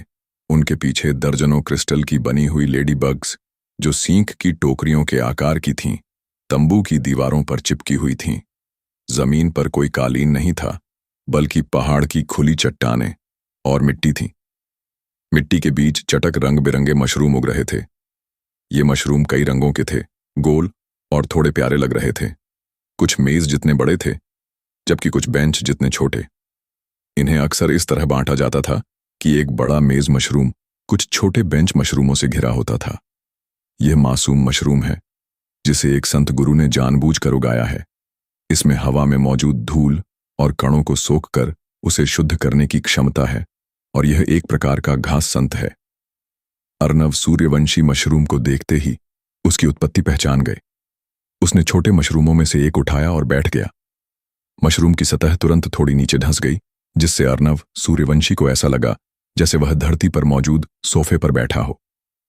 युवा मालिक, यह वाइन की सूची है, क्या आप इसे देखना चाहेंगे? एक दुकान सहायक पास आया। अर्नव सूर्यवंशी ने वाइन कैटलॉग पर नजर डाली और पाया कि यहां की वाइन ग्रीन बैम्बू वाइन से भी महंगी थी। मैं 1 कप मंकी वाइन लूंगा। अर्नव सूर्यवंशी ने कैटलॉग नीचे रख दिया। 1 कप बंदर वाली शराब। दुकान का सहायक मुड़ा और चिल्लाया। काउंटर पर प्रथम श्रेणी के संत मास्टर ने यह बात सुनी और तुरंत नीचे झुककर एक बांस का शराब का प्याला निकाला। इसके बाद उसने शराब का प्याला उठाया और तंबू की ओर मुंह करके मुड़ा। नीले तंबू की दीवारों पर दर्जनों क्रिस्टल लेडीबग सिर नीचे और पूंछ ऊपर की ओर चुपचाप दीवारों से चिपके हुए थे, मानो वे तंबू की सजावट के लिए ही हों। ये क्रिस्टल लेडीबग भी एक प्रकार के संत थे। इनका पेट खाली होता था, क्योंकि संत गुरु अक्सर कीमती तरल पदार्थ ले जाने के लिए इनका इस्तेमाल करते थे। उनके शरीर पारदर्शी थे, मानो क्रिस्टल से बने हों। बाहर से देखने पर पता चलता था कि लेडीबग के पेट में तरह तरह की शराब भरी हुई थी। संत मास्टर ने जल्दी से उनमें से एक क्रिस्टल लेडीबग को ढूंढ निकाला, जिसमें बंदर की शराब थी। उसने बांस से बने शराब के प्याले को लेडीबग के मुख पर रखा और दूसरे हाथ से लेडीबग के बाह्य कंकाल को धीरे से सहलाया।